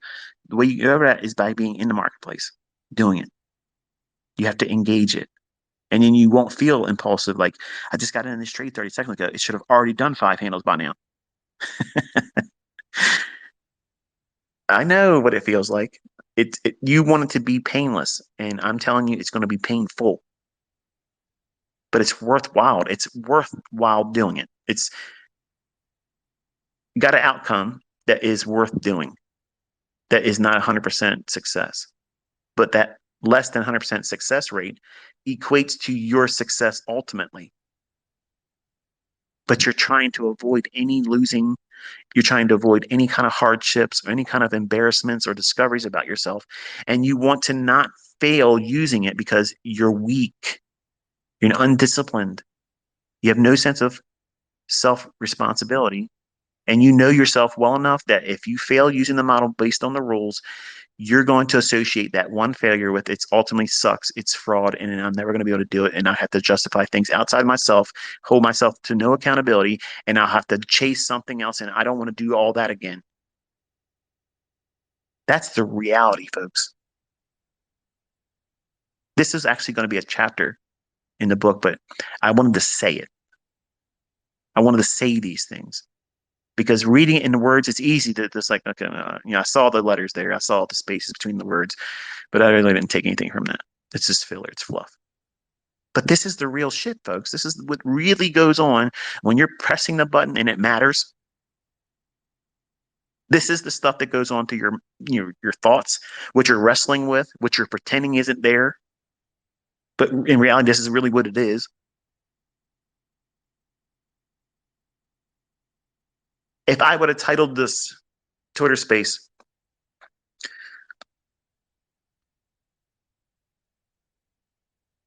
all the shit that's causing you to lose and how it's going to continue doing it, you probably wouldn't want to watch it. Probably wouldn't want to listen to it because you need to be around someone like a Tony Robbins who wants to tickle your ass with a feather and say, "Hey, everything's going to be great. You're a success story in the making. Everything's great for you. You're not going to fail. Never accept failure because it's never going to happen for you." Get the fuck out of here. This guy used to be a fucking janitor, okay, and sold all kinds of bullshit, blowing smoke up people's asses, walking on coals. Yeah, you can walk on coals. Stand on the fucking coals. Then you're going to impress me. It's fucking physics. But people see that shit like, wow, man, it's fucking something. Furus. Meanwhile, Tony Robbins is probably unfollowing now. That guy Grant Cardone follows me. I don't know how that happened, but if you're listening, Grant, how you doing, man? Um, the the new week that's coming. I'm going to say this and then I'm going to close it up. When you're practicing, or when you're reading the tape, or if you're doing your demoing, or if you're going to be taking another trade that would be gainful, if it was to be profitable, whether it be funded account, funded account combine, or live account funds, I want you to think about what I said today. I want you to take it to heart, because if you start feeling that and you feel like you just want to get in there, turn the chart off. Walk away, don't do anything. Come back to it an hour later and see what would have happened. And be honest with yourself. If you would have did the impulsive entry, how much drawdown would you have gone through? Did it did it run without having the setup form later on and still ultimately go to where your model would have said? It's going to be hard for you to do this, next to impossible. But for the folks that really are here to try to learn, they want to have excellence in their executions. They want to be able to trust themselves as the trader, the operator, using the information, and not be impulsive like a gambler at the casino. This is screw it. I got $100 left, and I'm just tired of this. Let me just lose everything so that way I can't come back to the table now. I can't come back to this slot machine. I don't know why I can't. For life, I can never remember the name of that thing, but I got it right this time. Slot machine. You know, a gambler, they don't have control of themselves. They lose themselves. And I don't gamble in casinos. I've taken $100 to a casino. It was my first year anniversary. We went to Atlantic City, stayed at the Taj Mahal, not because I like Trump, but because we had a comp there from a friend of the family, and they let us stay in his room, and it was really nice. But I knew enough about myself that I don't want to take money there and gamble. So I said, I'll just put $100 into a slot machine, and whatever happens, I don't care. And it took forever, like 5 fucking hours, for me to lose this $100. Every time I went down, down, down, down, down, I never went higher. Thinking like $115 is the highest it went. So my best was $15, but who's going to stop at $15, right? But for hours and hours and hours, it would drop down. I'm down to 30, and all of a sudden, up to 80, $90, $100, maybe 102, something like that, but never went above 115. And it would drop me back down into 20s and 15, got down to like 12 one time. I was like, okay, it won't be long now. It's going to be gone.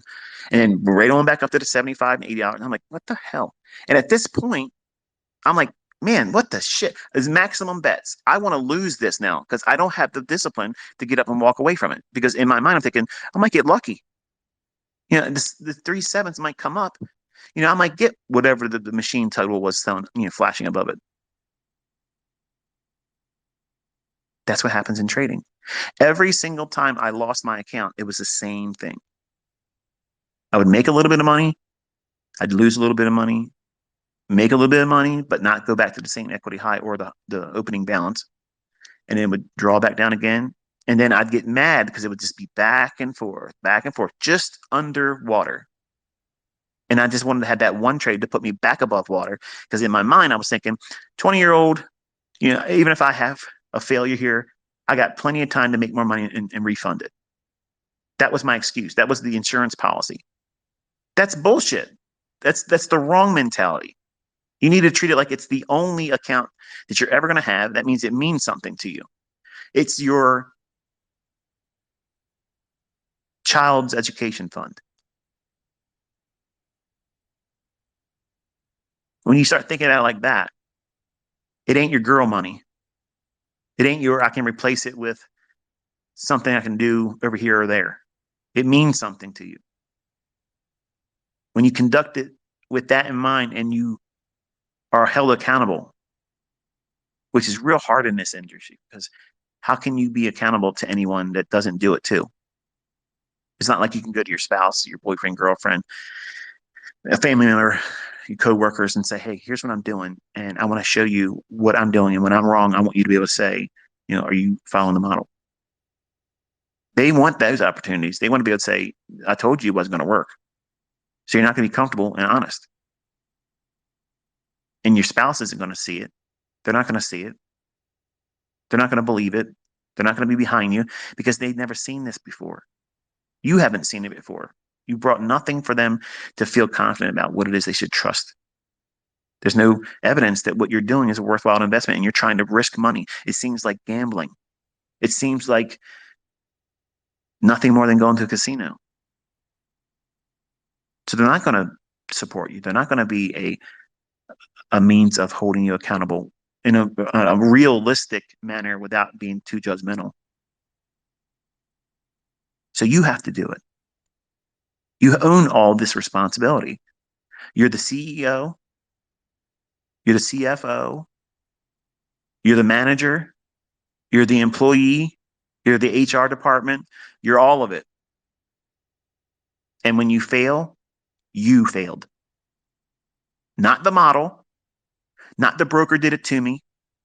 You did. You did. When I lost my accounts, it was every bit of my responsibility. At the time, I was looking for every possible way where I can justify it somebody else's fault because I was angry. And I was angry and ignorant at the same time. And that's a terrible combination, especially today where we have access to people's time, their eyes, reading tweets and bullshit that's posted directly to them because they wouldn't say that shit if it was in front of them. People have bravery today because they're separated by thousands of miles and they think anonymity protects them. But that same kind of shit wouldn't fly in the streets. Get your fucking card punched real quick. But you invite social media. You invite toxicity.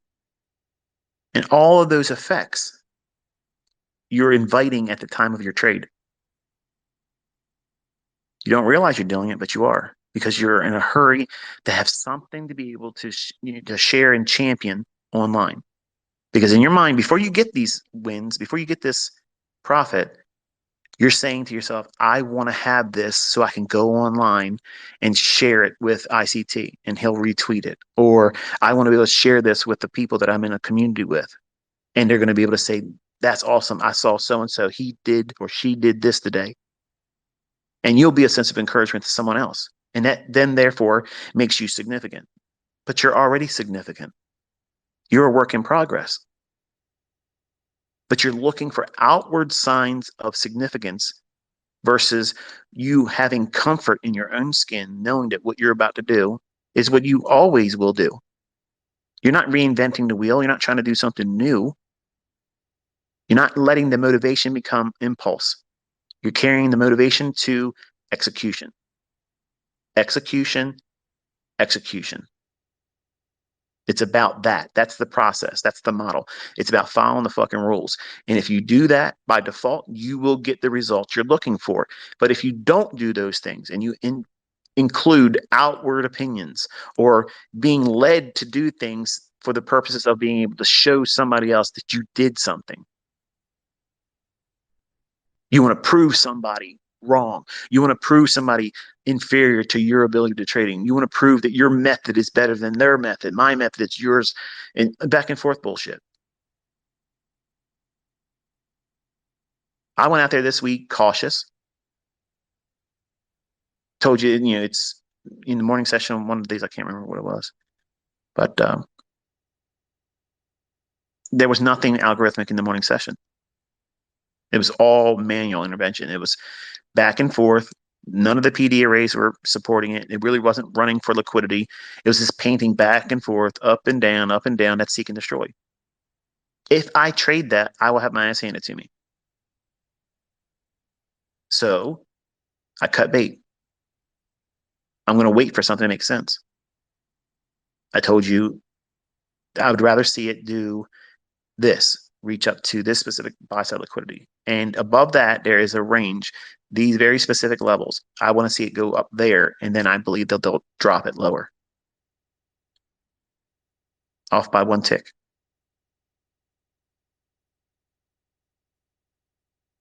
Yesterday, beautiful execution. Beautiful execution. But it's in a week where what I just described and explained to you, this is the number one reason why. Okay.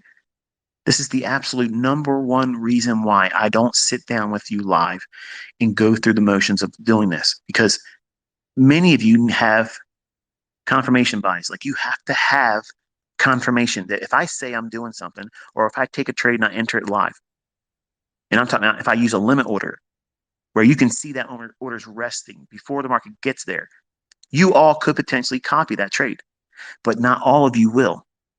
Some of you are going to be, well, a little skeptical, not in the sense that I might not be able to do it right, but you need, because you're going to be risking your own money. That's exactly what you want to do. You want to be able to copy what I'm doing. And the ones that won't take the actual orders, you're going to wait and see if it starts moving in the direction I think it's going to be. So my order would be filled. I'm already in profit. It's running towards my target.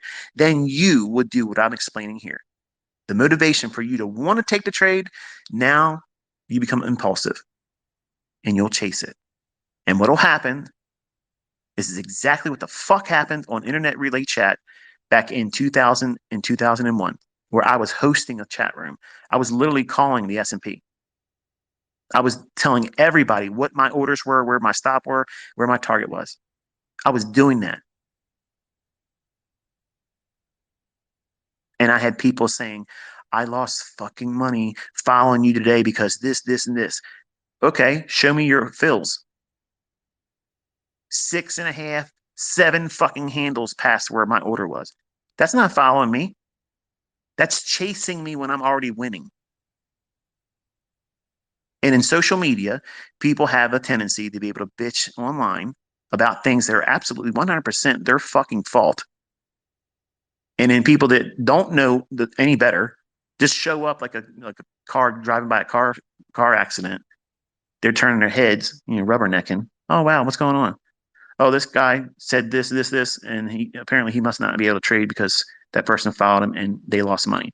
When the details are, my trade worked out fucking perfectly and you didn't do anything right, and you chased something, and now you're pissed off because you wrecked yourself.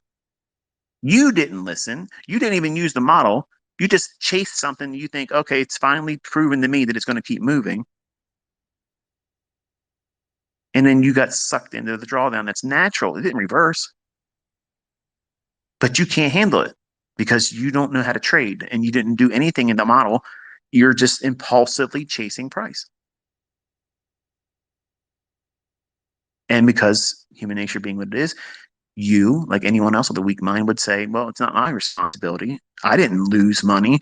You caused me to lose money. When I didn't push the fucking button, bitch. You did.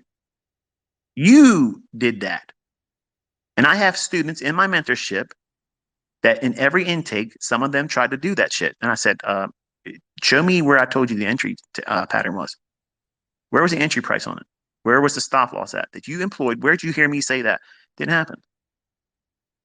But it went to where I said it was going to go. You are to study which one of these PD arrays do you see continuously occurring.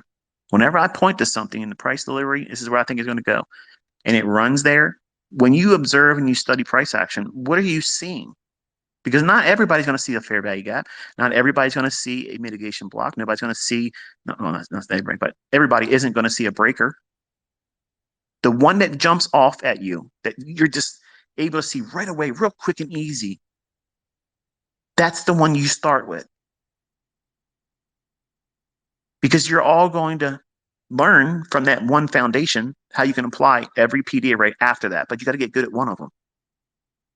How's that possible? Because you're all doing the same damn thing. The market's going to go to liquidity or inefficiency. And you have to have experience working towards getting that goal as a skill set that you can lean on.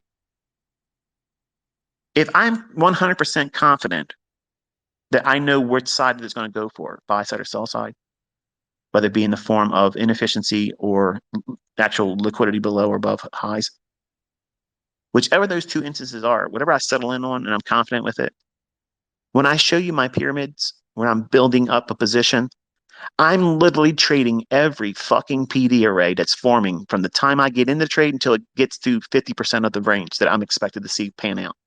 Then I can't do any more pyramid entries.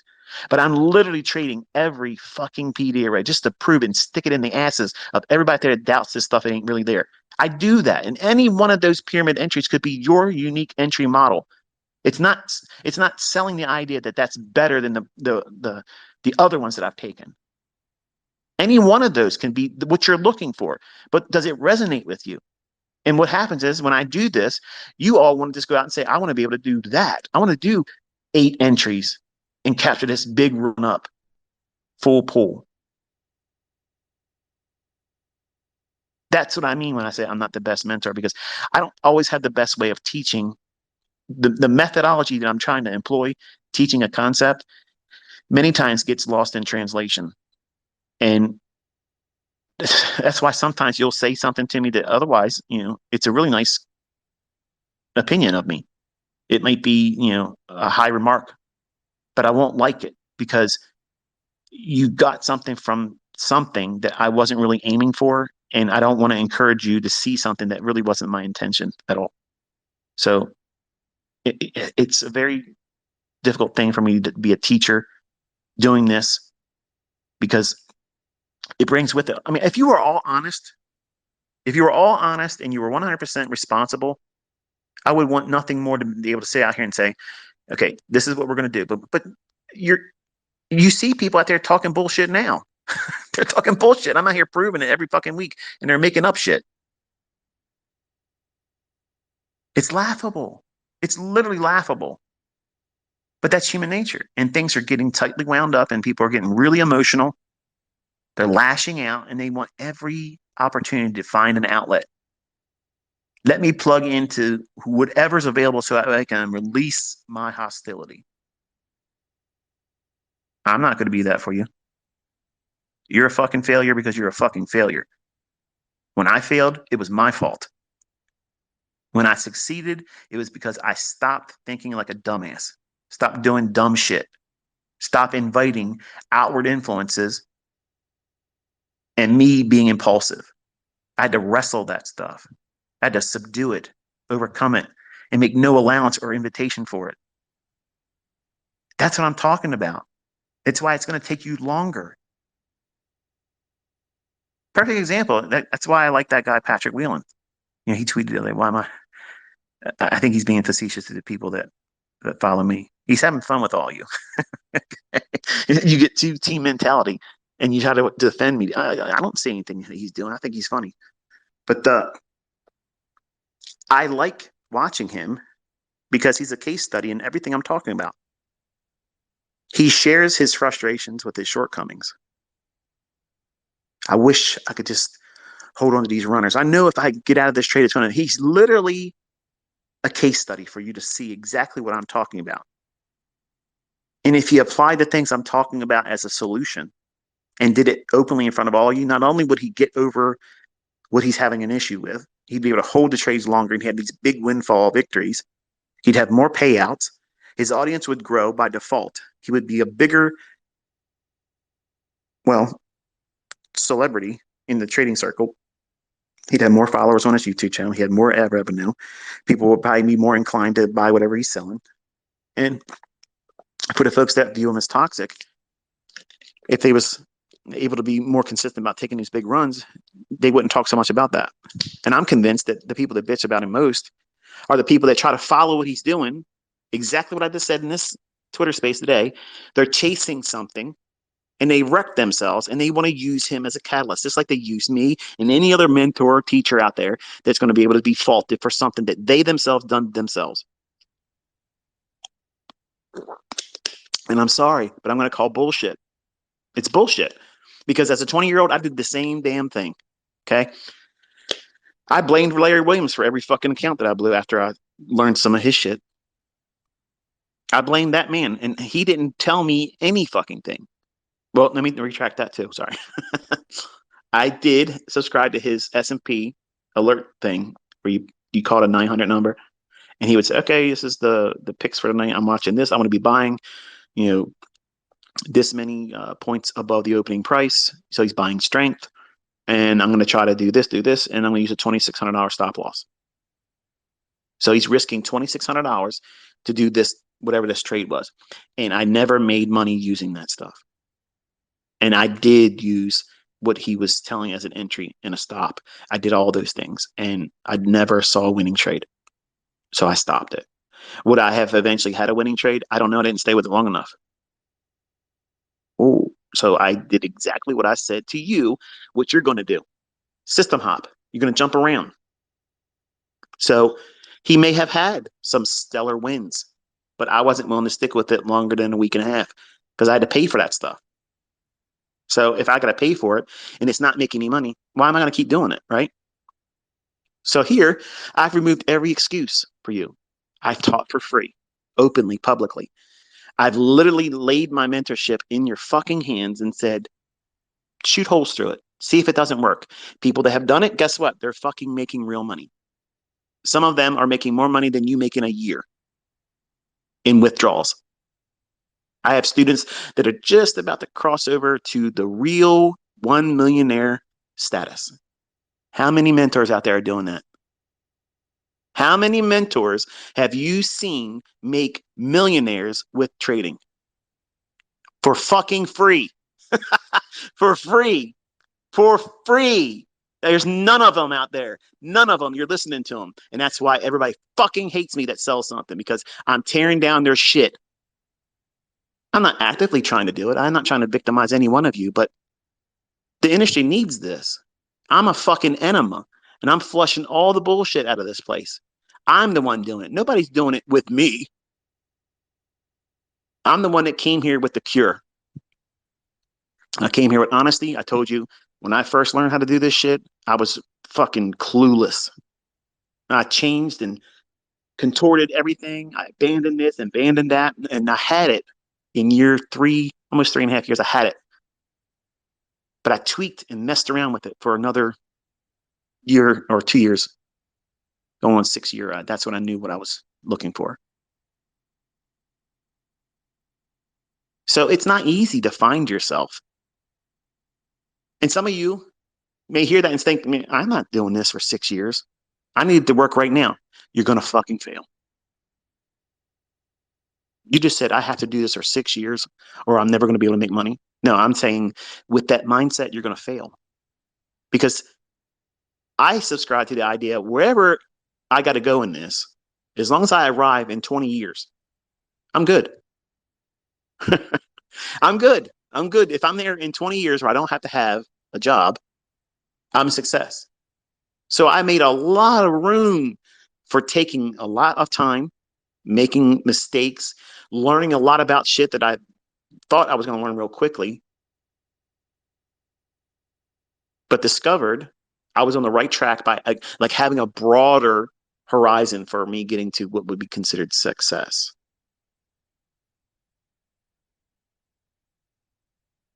I don't want to spend a year learning how to do this. Ain't no way I would do 6 years and not be able to find consistently profitable. No way, no way. Can't do it.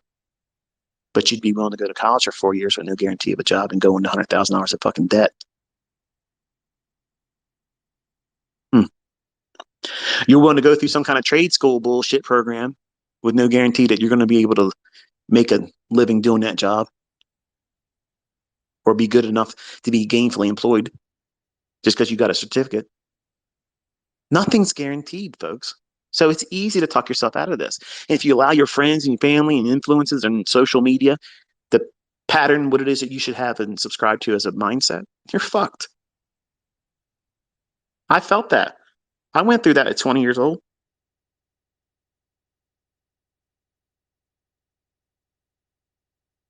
It's human nature to be like that. But you're running your own company here. Some of you are just about to start your own enterprise, your own business, your own empire. And you're letting the fucking opinions of maggots and shitholes tell you what you're going to be doing to be successful. And they're living in their mother's fucking basement. They just graduated high school 2 years ago. And you're letting their opinion about you and what you should be doing. You're listening to that.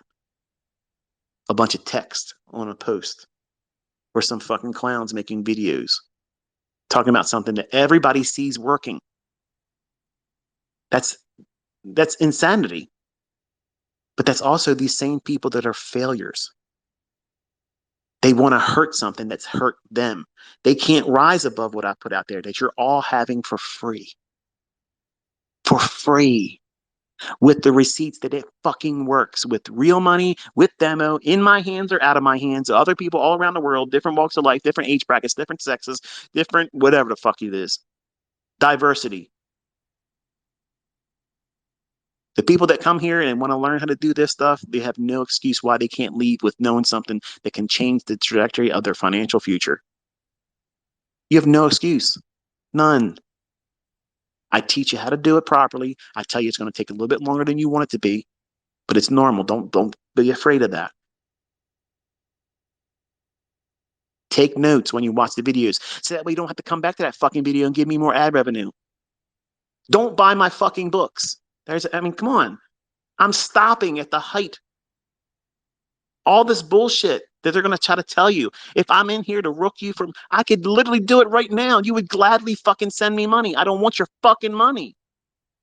You worry about all the wrong shit and just listen. Just put the work, all the effort into things that you're trying to combatively fight against. Take that energy and turn around and say, okay, let me just put it into this. I had so many trolls on baby pips that are now profitable, consistently profitable fucking traders using my stuff. You know what they learned? The free shit right up there on 2022.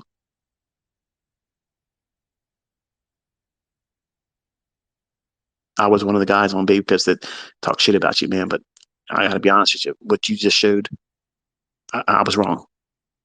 Thank you. I wish you luck. Let me know what you keep doing with it. I'm not here to be the villain. I'm not here to hurt anybody. If you sell something, if you sell education, if you're selling signals, how's it going to hurt you if you use the information I'm making available for free and it makes you better? And then your customers don't even need to know. They don't even need to know that you use my shit. I'm looking out for your customers more than you are. But you're not going to undermine anything I've already done. It's already done. It's already done. It's already in motion. People already have it in their hands. They can't forget what's already been taught and they can fucking make money with it. There's nothing anybody can do. Nothing. All that drama, all that fucking wasted energy. Look around, man. Shit's getting fucking hard. And you got time to be doing this dumb shit? Arm wrestling somebody else? Trying to get me to fucking trade in your fake fucking brokerage account? Get the fuck out of here, man. Get out of here. Trade in a real fucking account where it's third party audited by the Commodity Futures Trading Commission. Then people will take what you're saying with a little bit more weight. White label fucking brokers is bullshit. Watching people lose $90,000 in a minute or two and they ain't got no issue at all. That's how you know it's fucking demo. If they're smiling about it, it's fucking fake. Okay, it's fake. If I'm dropping 90 grand, I'm gonna feel that. I'm gonna feel it. I'm not gonna be sitting there staring into the fucking webcam like, oh yeah, oh, this is something here. Yeah, it's horseshit. That's fucking bullshit. But hey, everybody's got their own fucking way of getting their audience. But I want you to understand something. The greatest testimony that I don't need to fleece anybody is me leaving at the highest point. I'm not going to sell you nothing. I'm not telling you to buy my books. I'm only writing them so that way my stuff is in print correctly. And nobody can say it was not explained and that I didn't author it and I gave it to you all. I'm not going to make it an expensive book. It's going to be reachable for all of you. And I know that the ones that are out there with low income conditions, they're all going to go out there and they're going to fucking scan it and they're going to share it on Telegram and you're all going to get it for fucking free. So I'm not doing it for money. I don't give a fuck about that. You're all waiting for that to happen because you're going to sell $5 editions of it. Once they're in print, I'll fucking put them on my fucking website for free. I just want them with the ISBN number. It's mine. It's printed. I don't need your fucking money. I'm not in need of you paying my fucking bills. I'm not in this for clout. I'm not in here to be worshipped. I'm leaving the king. I'm stepping off this fucking throne. Nobody dethroned me. No one pushing me off of social media. I fucking am leaving. Because I need to. My family is requiring me to do this. But none of you have an excuse. You have no justification or any real reason why you can't take this information and make money with it. It's costing you nothing. And everything that everybody's ever fucking said about me, I've proven is total fucking bullshit. Ask anybody right now that is selling shit or trying to grow their audience and have a little fucking check mark on fucking Twitter. Count how many people are in my audience right now listening to this Twitter space with a fucking check mark. I don't have no check mark. I'm not trying to make money off of engagements. My videos are monetized because if I didn't have it monetized, YouTube would be getting fucking $60,000 a fucking month in their pocket. And for what? I'm not in there to make them fucking money.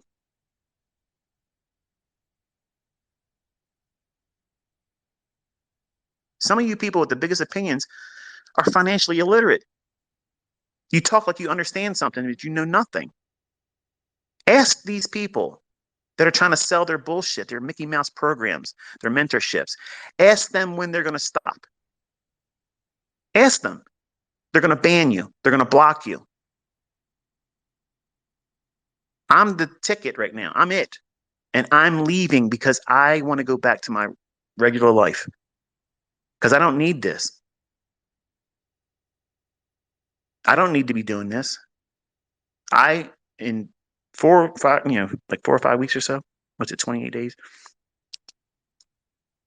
I will have accomplished what I set out for. That's it. My wife's made an allowance for I can do something once a week. And to be quite honest with you, I don't know how I'm going to do that. And I might not do it for a while.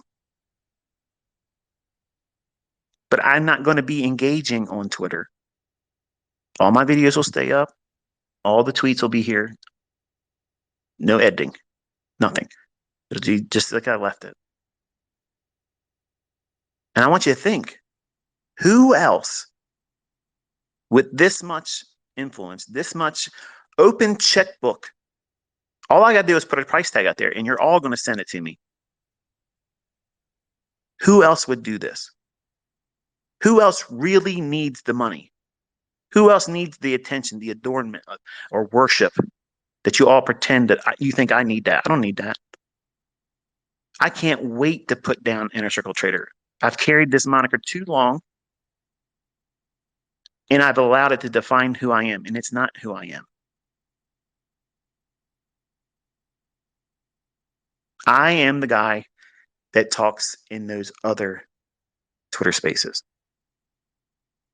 Trading brings out the bad stuff in me. It makes me highly competitive. It makes me want to prove all the time when I don't need to prove shit. The chances of you Velcro ball motherfuckers out there that talk all that shit of going into the Robins Cup next year, nil. But I'll come in that motherfucker. You get on that leaderboard, go on the #1 spot, and you call my motherfucking ass out.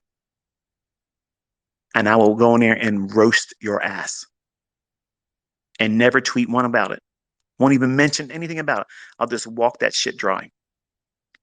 And then my banner, the banner on my YouTube channel will be the fucking little statue they fucking give you. And I'm not going out to Chicago so they can interview me and take pictures of me and then present me with it. They can just fucking mail it to me. You want to make a name for yourself? Do that. That's how you do it. Talking shit doesn't do it. Because there ain't nobody in this industry causing this much fucking waves, making this many fucking testimonials with real fucking money, people making real money, lives being really fucking changed. And they just, no, I'm going to stop. Greed would tap them on the shoulder. Greed would cause them to sell everything, put a price tag on everything. And I've never wanted to do that. I never really wanted to do it. But people started selling my shit. And I got a fucking case of the ass. I got mad. And, you know, it is what it is. And then when the people inside that mentorship were selling it, I was like, I'm feeding them still. And I've made millionaires in Africa.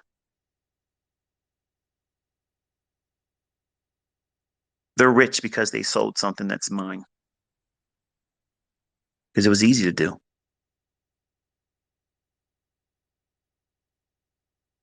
And it takes away from the joy of having shared it when someone else has prostituted it, when it was never given for the purpose of selling it. And worse, not even crediting me. So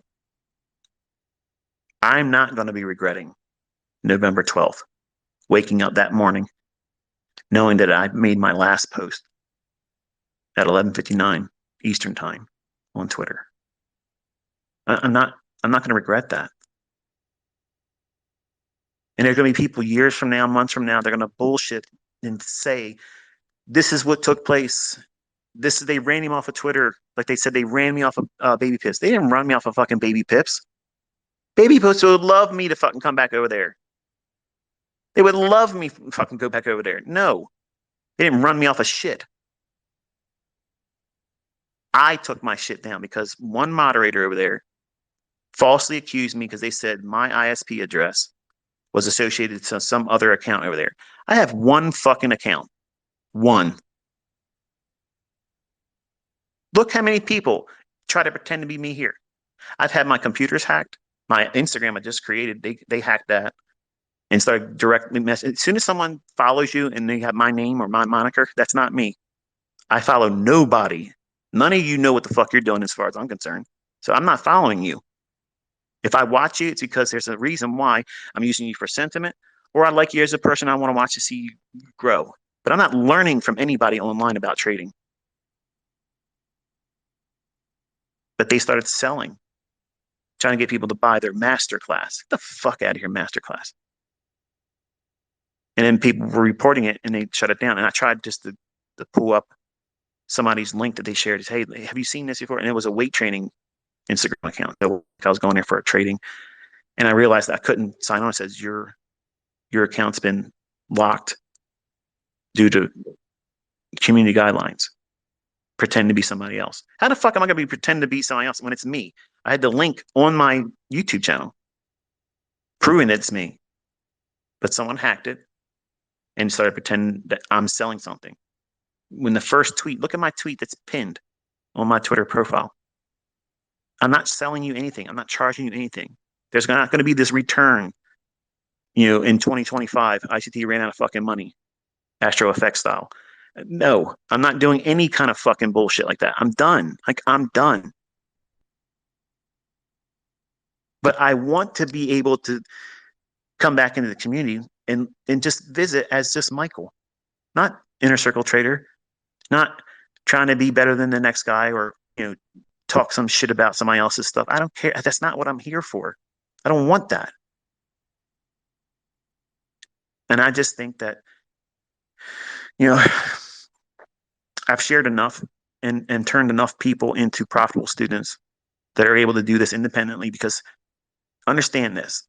Everybody that has these withdrawals in their live account and or funded accounts and have been interviewed and you see them proving it with receipts, I'm extremely proud of them. I don't care what the denomination is, how much you pulled out. If you're doing it and you learned from me, I'm so proud of that because you did it on your own. I didn't tell you when to get in. I didn't tell you when to close the trade. And anybody on the outside looking in, they have to deal with that because it's transferred knowledge. You learned, and now you're independent now. We don't have a symbiotic relationship, and I'm proving it when I cut it off. Some of you are scared, like, I'm not going to be motivated. This is what's going to have you turn back to yourself to be motivating yourself. I've talked enough about this in Twitter Spaces, and people have put it on YouTube. Go find them. My whole core content, I'm teaching you things that's going to be impactful. Not just about the source material that I'm talking about in the discussion, but relating things that's going to come up using that information. You want to learn that stuff. That's the stuff that matters more. They're the answers to the questions that you have not come up against yet. But because you're too new, and most of you that are young and male, you're too fucking stupid to know better. You don't know that you're going to end up in that situation. But I've already gave you the solution. I've already gave you the coping mechanism to replace that thought process with something more appropriate that eliminates that problem. But for the folks that are smart enough to know that I'm giving you the answers before I ask you the questions, before the market demands an answer to that question from you personally, it's advantageous for you to consider how you might react in those circumstances. But as a 20-year-old, I didn't think like that. And you're not thinking like that now either. So you have to take what I'm sharing and weigh it out. It's not filler. These things right here, I'm talking to you on a fucking Saturday, they're not monetized. I'm not making anything out of this. Nothing. Other people are monetizing them on their YouTube channel, and I don't give a fuck. I'm telling you what it is that you need to know. I'm guiding you. I'm teaching you from real world experience where I've hurt myself financially. I've taken accounts to zero, not doing the things I'm telling you. This is what I've learned not to do anymore. And this is what I've changed my perspective and what I learned from this experience. So that way you don't have to go through it. Why would you want to shun something like that away? Like, why would you want to discount that? That's value. That's wisdom that's costing you nothing. And just because you haven't experienced these circumstances yet, you will. And if you don't know how to deal with it, you're going to wreck yourself or talk yourself completely out of it. And you'll stay working at Jiffy fucking Lube, changing oil and maybe looking for a different job at Walmart, months later, doing routine, mundane little bullshit ton of jobs, never really amounting to anything and always in lack.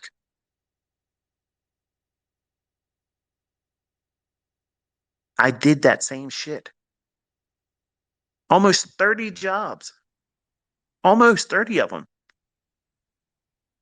bouncing around trying to figure out what the hell I wanted to do. This is what I was made for. And the proof of it is I've turned other people into profitable, consistently profitable traders. And I'm extremely proud of all of you. And I'm extremely thankful that the Lord has given me the opportunity and the skill set to be able to transfer it to you. And while I'm at this peak, to cancel any final argument about it, it's perfect timing. Because if it was in it for me to market something, sell something to you, do the math. I could do it easily. And you wouldn't even think bad about it because I've said in the past, I'm never going to do mentorship. If I said I'm starting one right now, you'd forget I said that. You're like, I'm glad he's doing it. Here's my money. Teach me, show me. But there isn't any of that coming. I don't want to deal with that anymore. I don't need money. I don't need you to tell me I'm good or my stuff works. I'm convinced of it already. I don't need that. I want you to use it and feel confident using it, and then share with me what you're doing with it. That's all. And if you're writing books about my stuff, just credit me. Don't be like Jonathan Flood, fucking bullshit artist, plagiarized and then falsely attributed everything that he talked about in that book. That was my mentorship. And when I caught his ass out, he quit. And his middle finger to me was to write that book. And that's why I'm in his reviews telling everybody that's bullshit. Go to my YouTube channel, you'll see it. That's a clown.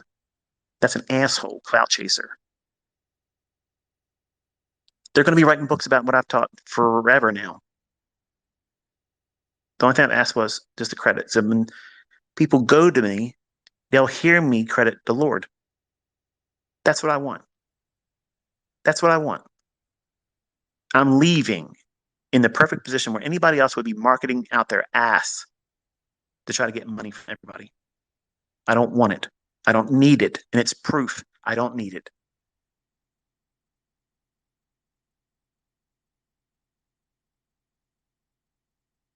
I can't wait to not refer to myself as three letters anymore. I can't wait until I'm not the person everybody's bringing up all the time. I can't wait. It's uncomfortable. I like this medium because I'm talking in a setting where I'm constantly reminded I'm in the room by myself. I'm introverted. I'm not a person that would be all that outward. You come fucking with me, I'm going to stomp your fucking ass. But normally, I'm not going to be very forthcoming. I'm going to be reserved. I'm going to be the person that talks the least in the room. But we're talking about something I feel I have a little bit of authority in. I have experience that some people don't have. I have insight that nobody else has. And I have the largest student base now that are bringing the receipts, proving it works.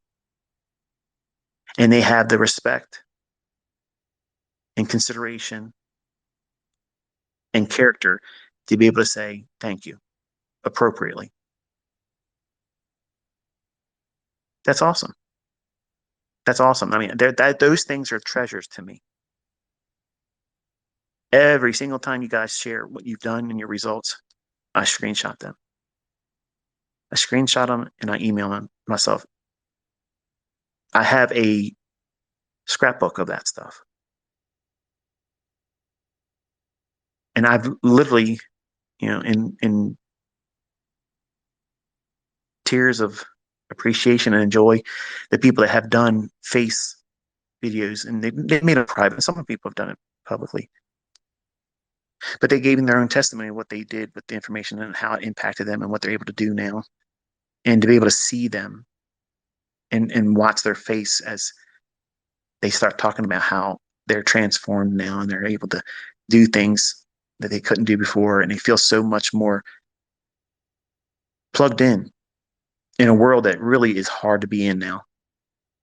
They feel accomplished. They feel like they're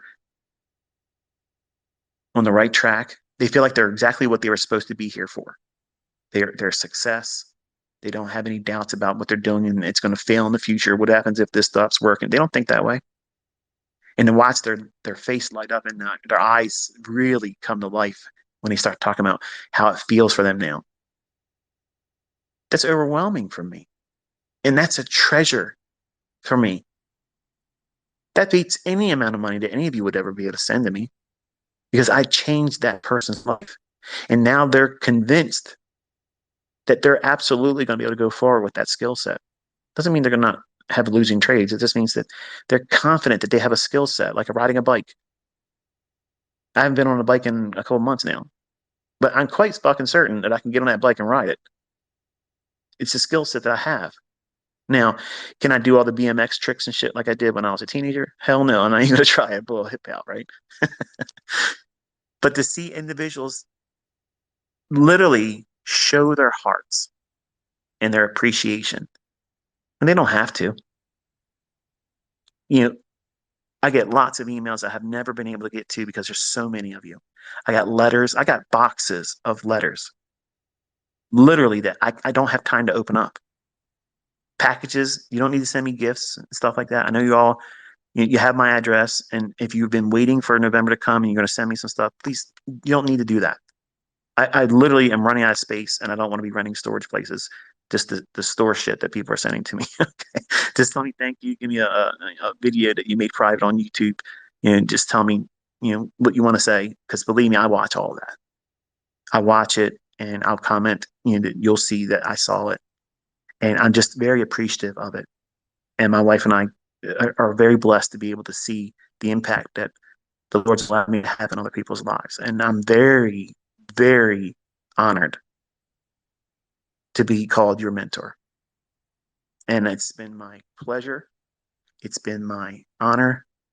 I've had so much fun doing it. And I'm anxious to see who comes after me. That's what my interest is in, because it's going to be one of you. It's going to be one of my students is going to come up, and they're going to be the next person that everybody looks to. And it's my hope that they conduct themselves with character, not arrogance, and does it better than I did. So I'm not sure if you got anything out of this one today, but I feel clean. I'm going to enjoy the rest of the day today. And so I'll talk to you next time. Be safe.